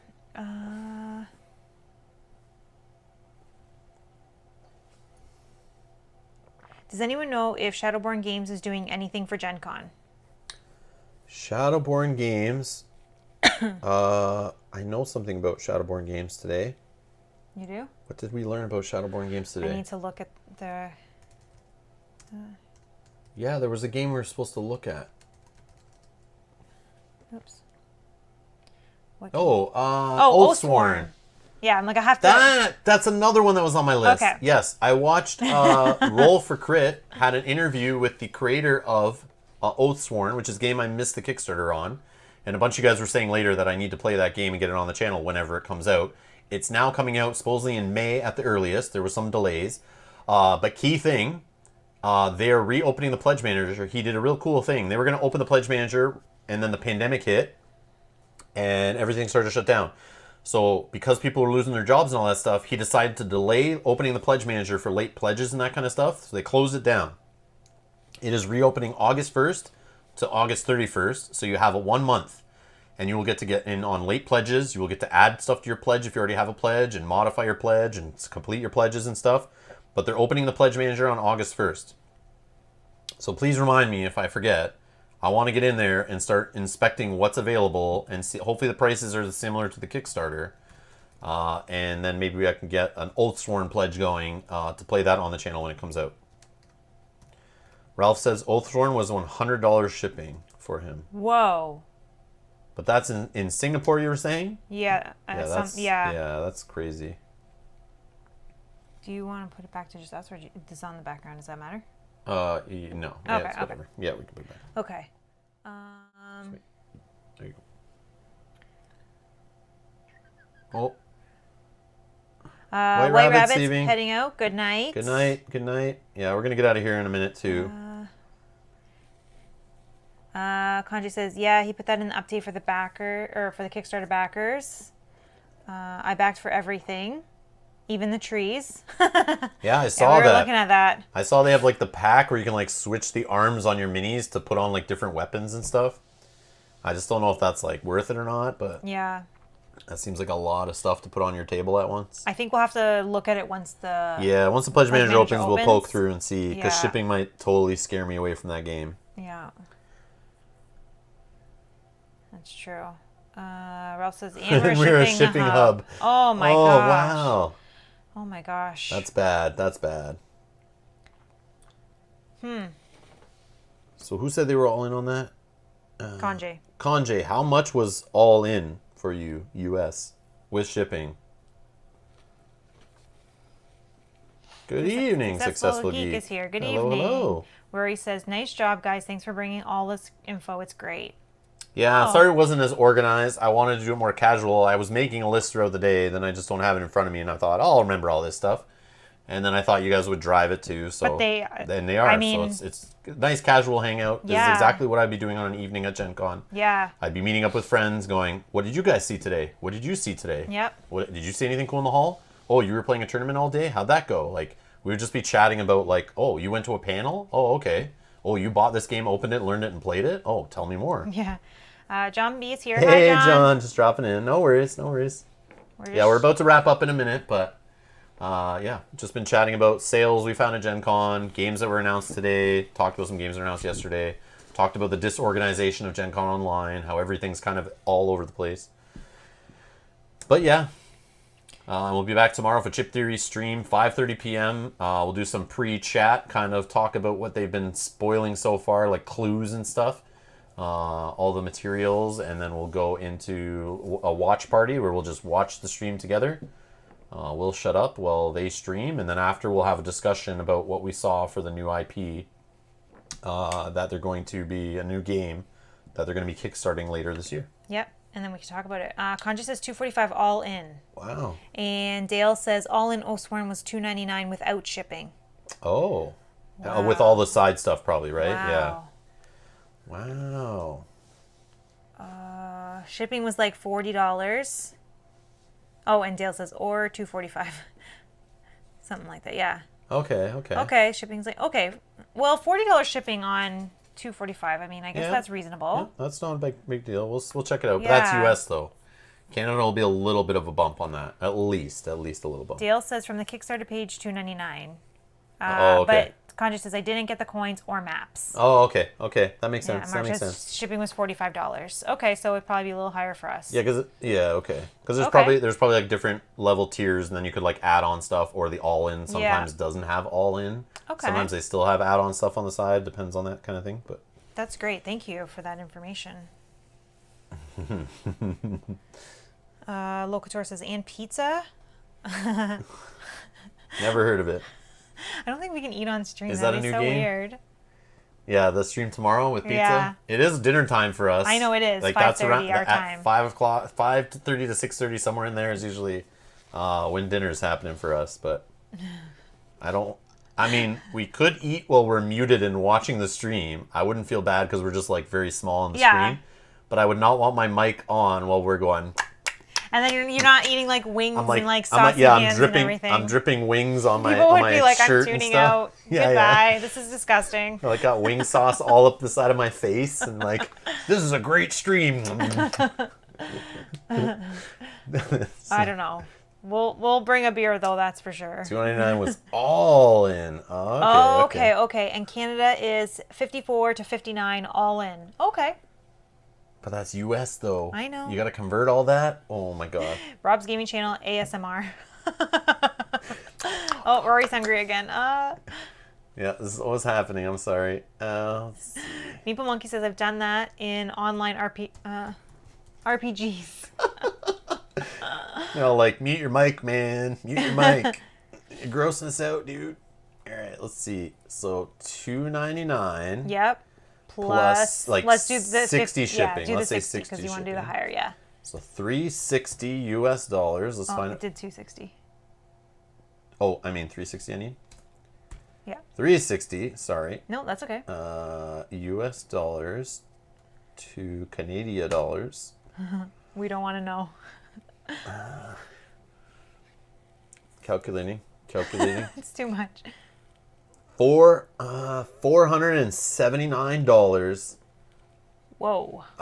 Yeah, I can't do that. I can't do it. Yeah, we can't spend almost $500. I can't, not on a single game. That is like so many other board games. Well, that's all in. Yeah, I'm not doing all in. We're not doing all in, that's for sure. Yeah, I can't do it. I can't do that. All in Oathsworn to US with shipping was $344. Yeah. Yeah, So, that's crazy. Is the game going to be that good and you're going to spend that many hours in that game? It's like a 45-hour campaign, it said. That's not that long. That's not that long at all. I don't know. Well, 45, yeah. That's not that long. That's not that long. So I don't know. 45 hours or 45 scenarios? Like, that's maybe a it huge was. difference. I don't remember. I thought I saw on somewhere it said 45. Yeah, that's a lot. I mean, you can replay it. You don't have to play like the whole campaign or those scenarios. You can do separate stuff. Yeah. And you're obviously paying for ginormous multi-part miniatures that are pre-assembled. Like, they're huge miniatures in that game. That's what you're paying for. Yeah, Mark is saying tons of components. It's a huge game. It's not coming to retail. Okay. Yeah, that's the other thing.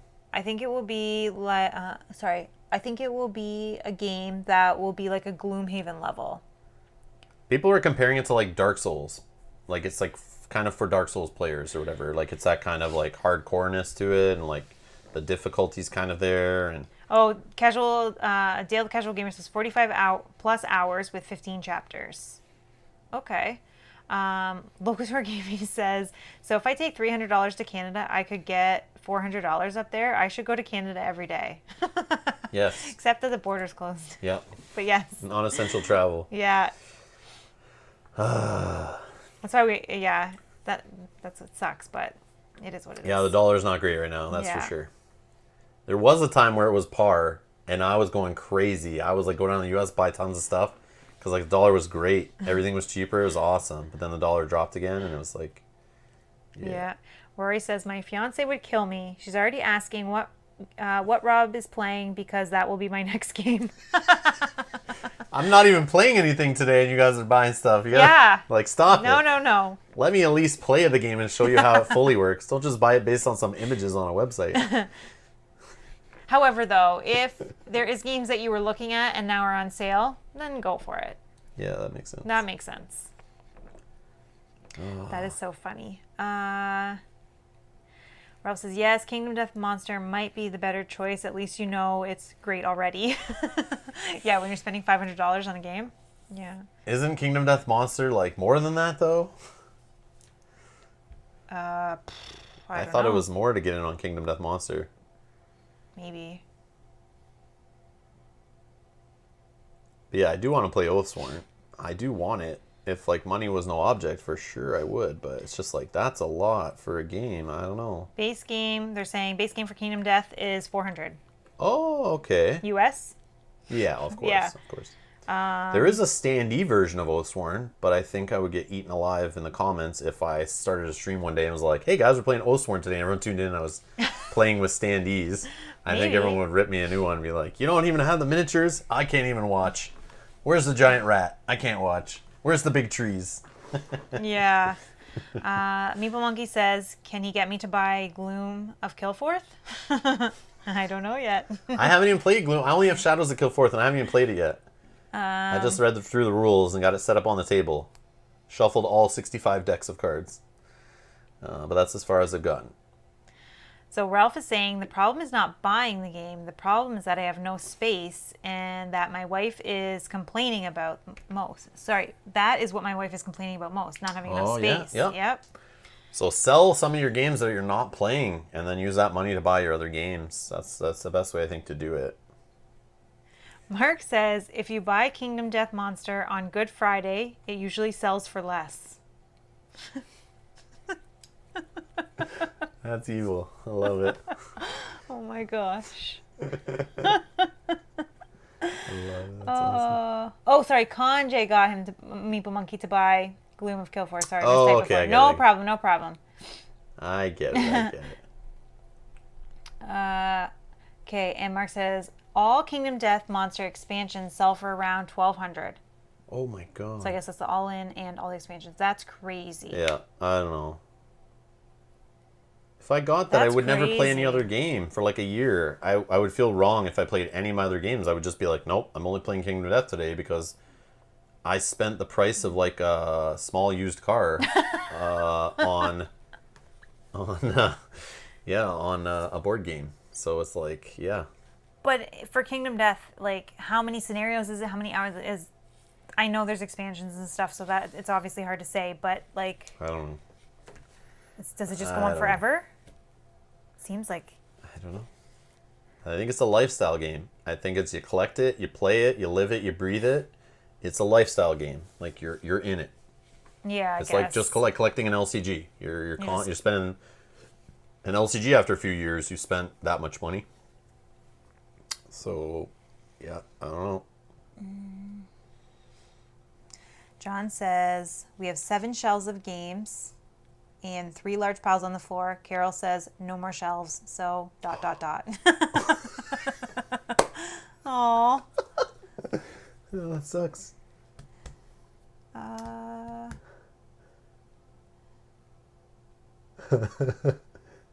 So, John, what you got to do is get rid of some of your furniture and just use your board games as furniture. Then when your wife's like, "Where'd the couch go?" You'd be like, "I got to get more games." That's going to be our new couch. That's how you fill your space. Oh, that's so funny. Priorities. Rory's saying my fiance never ate dinner on the couch until my gaming addiction. Dining room table got taken over. She's loving life. Oh, that's cool. That's cool. You guys are so funny.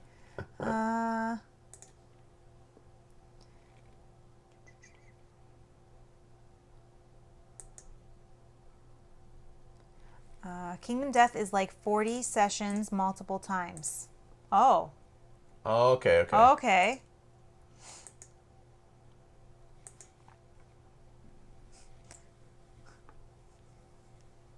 Kanji says, sounds legit. Buying Kingdom Death per Rob's instructions. No. Oh, and Ralph says, I switched to ebooks, so now I can take over the bookshelves. Oh my gosh, you guys are hilarious. Honey, what's that smell of burning paper? Oh, I'm just burning all our book collection in the backyard. I bought it all in ebooks. Now I can fill up those shelves. Oh, this is funny. Hold on, I just gotta scroll back up because I missed something here. So Meeple Monkey says, so something he's going to try to watch Kanji's stream, and then says, hard to watch stuff at the moment with brand new baby in the house. And then later says, thanks, he was born during one of Rob and Mel and Kyle's Mansions of Madness playthroughs. Yeah, that's crazy. That's awesome. Yeah, that's crazy. Oh my gosh. Cool. You have to assemble the minis though. Yes, we did hear that. Someone did say that before to us. Yes. Yeah, I don't think I'll ever get into Kingdom Death Monster. Like I said, unless there's like a more cost-effective way, or I don't know. I would feel bad though, like even like reaching out, like I wouldn't even reach out to the publisher to ask if like, hey, do you have copies you'd send me to feature on my channel? Like, I would feel bad because that game's so pricey. I wouldn't want to like fall in love with it, and then all you guys are like, well, now I gotta buy it, or like I can't spend that kind of money. I already feel bad with like Chip Theory game stuff, feeling that's super expensive, and I feel bad when but I feel like that's warranted. Those are great games so far, but yeah, I would feel bad. Like I like to show off games, and like I don't know if it's worth the price, and I wouldn't know unless I played it. And it's like I got to spend that money to play it. I don't know. I just don't think it's a fit for the channel, to be honest. But nothing against it. Like, hey, if you want to play that as your lifestyle game, Yeah. go nuts. It's cool that those games exist and those options are out there. Buell says, Meet Me at the Table has a playthrough of Kingdom Death going. There you go. Okay. Go check that out if you're Yeah, and you can interested. see if it's for you. Yeah. Go check that out. Meeple Monkey says, I was watching while in the waiting room. Is that bad? No, you got your priorities straight. Kanji says, only if you got caught. It isn't a crime unless you get caught. That's right. Yeah. Yes, please hold off on Kingdom Death Monster. My bank No, account thanks Rory, you. I will not be playing KDM. No. I don't think so. Buell says, it is set as years, and I believe it goes to year 40. Oh, wow. And then you go play again with different bosses, so you can play many times. Yeah. It's a like yeah, you can get sucked in that and play that game forever. That's crazy. That sounds like that's worth crazy. it. Yeah, that sounds worth it if you like that game, but like. And if you maybe got in at the beginning and you're just paying as the expansions release or as the new content comes out. The only way to get it is on when they do another Kickstarter, I think. Yeah. I don't know how often that happens, but. Yeah. But they set records before Frosthaven came out and blew that record out, but. They also have insane lines at Gen Con as well. Yep. Yeah, for their booth, yeah. Alrighty. Well, that was fun. I don't know. I think I talked about everything I saw today so far. I want to do a little more research. There's some streams I watched like part of today that I want to catch up on. I think I'm going to be watching streams for like the next 2 weeks, it seems. Because this is only the first day. And I have like a Marvel Champions stream I got to go finish watching. Blacklist Games, I want to watch the rest of their intro stream. They got more streams coming tomorrow. Chip Theory's streaming all day showing cool stuff. I watched what I could, but it's like, man, then there's all this stuff on the BG Hot Game stream that I want to check out all these new games and try to find some cool stuff. John B says, I watched Meet Me at the Table, KDM, and was not interested. Yeah, and Beal says there is another YouTuber that has like 3 different playthroughs. Doesn't remember the name though. So I mean, if there's something that you're looking for, you can definitely search out there. There's definitely you can find it for out there. that. There's some guys on Twitch I always see that stream it too. I always see like a stream on Twitch for KDM. I forget the channel. Oh, I forget what they're called. Maybe it's the same channel that Beal can't remember. Yeah, it might be. It's one of those names. Meeple Monkey says, oh, I missed most of it. Can you please repeat everything we said? Kidding. Mark says, Alter Quest. Yeah, I just found out about Ultra Quest recently, like a little while ago. Too late, missed it on the Kickstarter. I know it's fulfilling soon. I actually just emailed Blacklist Games today asking, like, what can I do there? How can I get this game on the channel? So we'll see. We'll see if I get a response. I can check my email now, actually. I'm sure they're busy as crap, though. Oh, for sure. And Dale says, thanks again for the Gen Con experience. Have a great night. Oh, yeah, thank you. Thank you. Thank you guys for joining us for this Gen Con experience. This Thanks for hanging out. Yeah. Definitely been fun, for sure. Yeah, it's been cool. Mark says on ship in September. Oh, on the okay. I still want to get Street Masters, though. I want to play that. Oh, yeah.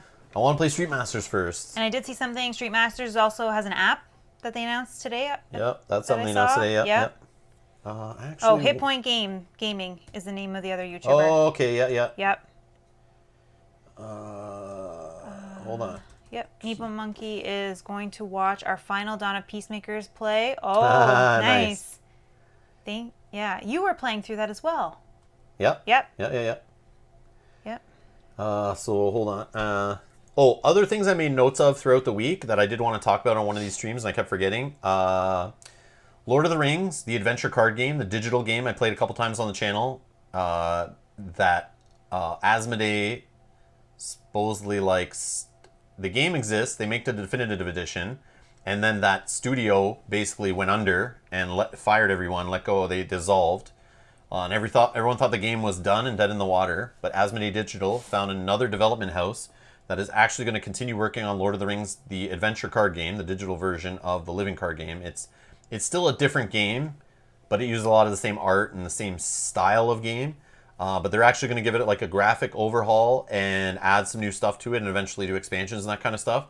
So that game's getting a rebirth. It's going to get some new life put into it. So it's not dead. So FYI, anyone who's watched that on the channel or has played that in the past or loves Lord of the Rings, the living card game, and wouldn't mind playing it digital, the existing game is solid. It's very good. But it just stopped making content. So they're going to add more content to it once this studio gets going and builds it up. They already have a plan, a schedule of all the stuff they're doing to the game. So that's happening. Also, Hero Quest Legacies is something I heard about that I was going to look into, and I'm surprised I didn't hear anything today. I don't know if that was rumor. Yes, 3 days ago. Hero Quest Legacies trademark filing. So supposedly, I believe it's Restoration Games, if the news was correct. Where is it? The Hero Quest Legacies trademark, filed by Restoration Games on July 1st, classifies it for being used in relation to board game, card games, and dice games. So Restoration Games, for those who know, that whole company is based on going and finding old classic games, refreshing them, and making them new and modern. So they did like that whole Fireball Island. They're the ones doing the Dark Tower game with like Isaac Childress and I think Rob Davio working on that, bringing that old game back. But supposedly Hero Quest, they may be bringing that game back, and that's a game I know a lot of people are like, supposedly like a dungeon crawly kind of game that people have a lot of fond memories of. That is supposedly in the works. So that's something I wanted to discuss, or bring up at least, to keep your eye out. GameGenic, the company that makes all the Keyforge stuff, Catan stuff. They're owned by Asmodee, and they make deck boxes, sleeves, storage solutions, all this stuff. They actually have a line of Marvel sleeves now, which look kind of cool. Yeah, GameGenic. It's not typing anything there. Oops, wrong one. GameGenic Marvel. Sorry, I forgot I had this other list. I'm all over the place. So,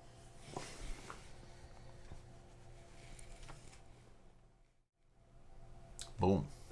So here they have these sleeves that are going to come out for Marvel Champions. So these are like a premium upgrade kind of product that was announced. But again, I didn't see any of it mentioned anywhere Gen Con related. I just saw this stuff announced before. This was actually announced before Gen Con. Yeah, but like the week leading up to Gen Con is usually when a lot of the announcements happen. Yeah. To get you excited to go to Gen Con and grab all this stuff and rush for it. Yeah.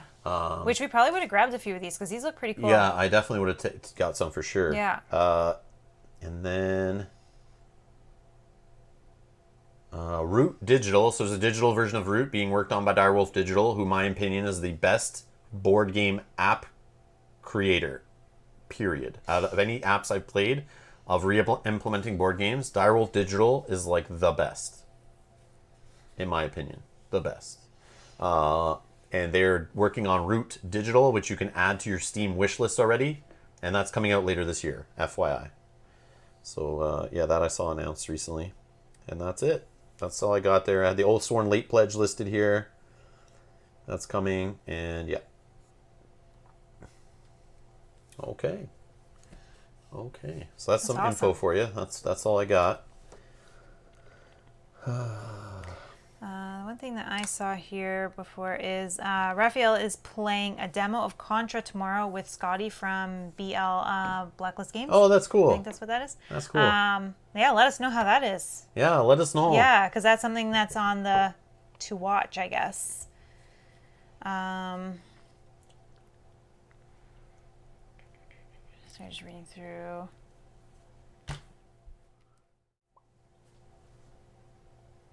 Elizabeth's asking, wasn't there a game that kickstarted a bit back that was pretty much Hero Quest? People say that Alter Quest is like Hero Quest.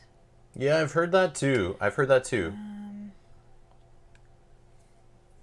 But the thing is, it doesn't have that Hero Quest name, right? So unless people know about Ultra Quest, and it's not like a very widely known game. Like Blacklist Games is not that popular. Not everyone knows about them.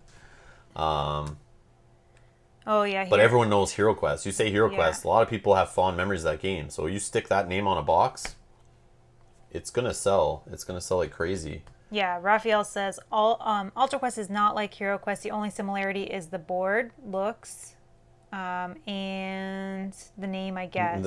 Quest in the name. Yeah. Oh yeah, the Sadler brothers are doing a playthrough on the Go check out the Blacklist Games YouTube channel. They are streaming. They did a stream today. They're doing another stream tomorrow, I think, playing through Alter Quest. And then they're doing a stream on Saturday talking about the future of the company. And they're going to talk about some new products, I assume. So stay tuned for that. Check that out. Oh, Locator Games says there was a Kickstarter started for Hero Quest, but it was shut down. They didn't get the IP. Oh, you think they're you'd trying get to steal everyone's money? I think you would get that before you put your Kickstarter. Sean is going to have to call it a night, almost 3:30 a.m. Thanks from Mel. We're calling it a night too. I'm wiped. It was a long day. Information overload. I'm going to get up tomorrow again, do the same thing, just try to take in info, catch up on streams, and we'll be back at 5:30 Eastern for the Chip Theory Games announcement watch party thing on the channel here.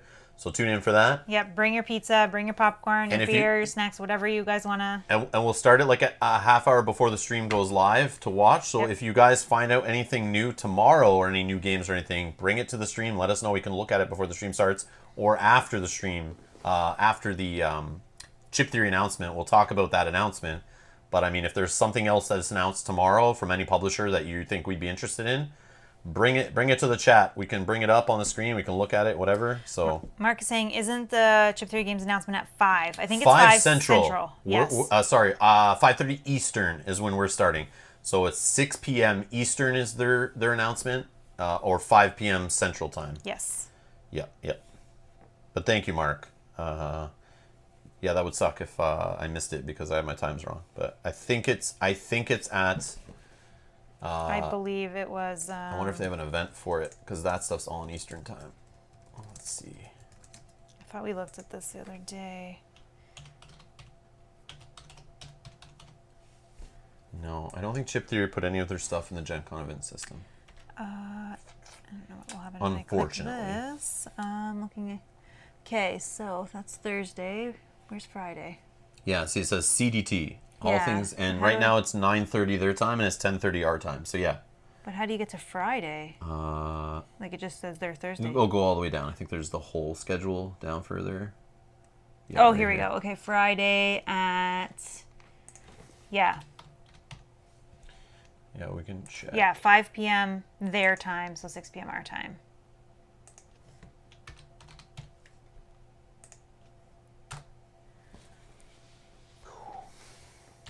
Yeah, we definitely want to make sure we have the right time.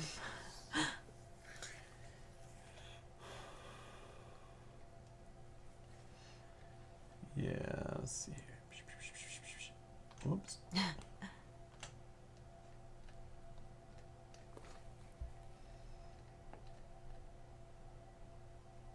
Yeah, 5 p.m. Kickstarter 2020 announcement, but it's all in CDT. Right here. All in CDT. That's cool that they put their time so that people can. Yeah, so you're like, for figure sure, you out- can yeah. tell, like, it's 9:30 our time, so. The other thing is they're doing this eBay auction charity event thing, which, man, they're clearing out, like, their warehouse. They have, like, a Chinese translation version of Too Many Oh, Bones cool. that, like, people are, like, bidding on this stuff. You know, remember at the convention, they had those big round mats on the tables that they're playing the games on? They're selling one for, like, each of their games. Like, they had a Cloudspire round one, Oh. and they have the Too Many Bones one right here. I want this one, but I don't know if I want to pay, like, crazy prices. The current bid, 56 US. Shipping's $30. Oh my god. Do I want a round Too Many Bones mat for who knows when it's said and done for like $300? I don't know. But it's awesome that they're doing that for charity. So if you guys are interested in some crazy Chip Theory stuff that's hiding in their warehouse, like you can buy their crazy steampunk lamp they don't want anymore for their office. Yeah. Huh. That's cool. Yeah. That's They cool. get signed copies of games. They have shadow boxes that of certain things. Oh. Look at the bid on that. No, because it's the strategist pledge. So you know on Chip Theory Kickstarters, that $500 pledge that they only have like 10 of, and you Yeah. get every single Kickstarter going forward? Yeah. That's what that is. Plus you get a shadow box. So people are bidding on this, and you will get every Chip Theory all-in Kickstarter, including shipping, I think, going forward ever. Wow. Yeah. But they only do 10 every time or something like that, and if you're not there like in seconds, Yes, they're it's gone. seconds. Yeah, it's gone. Yeah. I wish I could do that. 46 bids on it already. Yeah. Wow. But just think, like, how much is a Chip Theory Games like pledge every time? Yeah, very true. And if they do 2 Kickstarters a year, Yeah. how quickly does that pay off if you even do this for $2,000? Yeah. I mean, not every game will be a winner, but I'm sure you could sell some of those games if you get them and you're not a fan. Yeah, that's true. I don't know. Crazy stuff. But anyways, we're out. Thank you all for watching. Thanks for spending time with us. We appreciate it. Nice casual stream. That was good. Lots of information passed around. That was great. That was fun. Went better than I thought. But we will be back tomorrow, 5:30 p.m. Eastern. Oh, we're going to get out of here. Thanks a lot for watching. Thanks to our Patreon supporters. Thank you, everyone. Make sure you subscribe, like, all that jazz. And yeah, we'll see you guys in the next stream. Bye. Good night. Stay safe.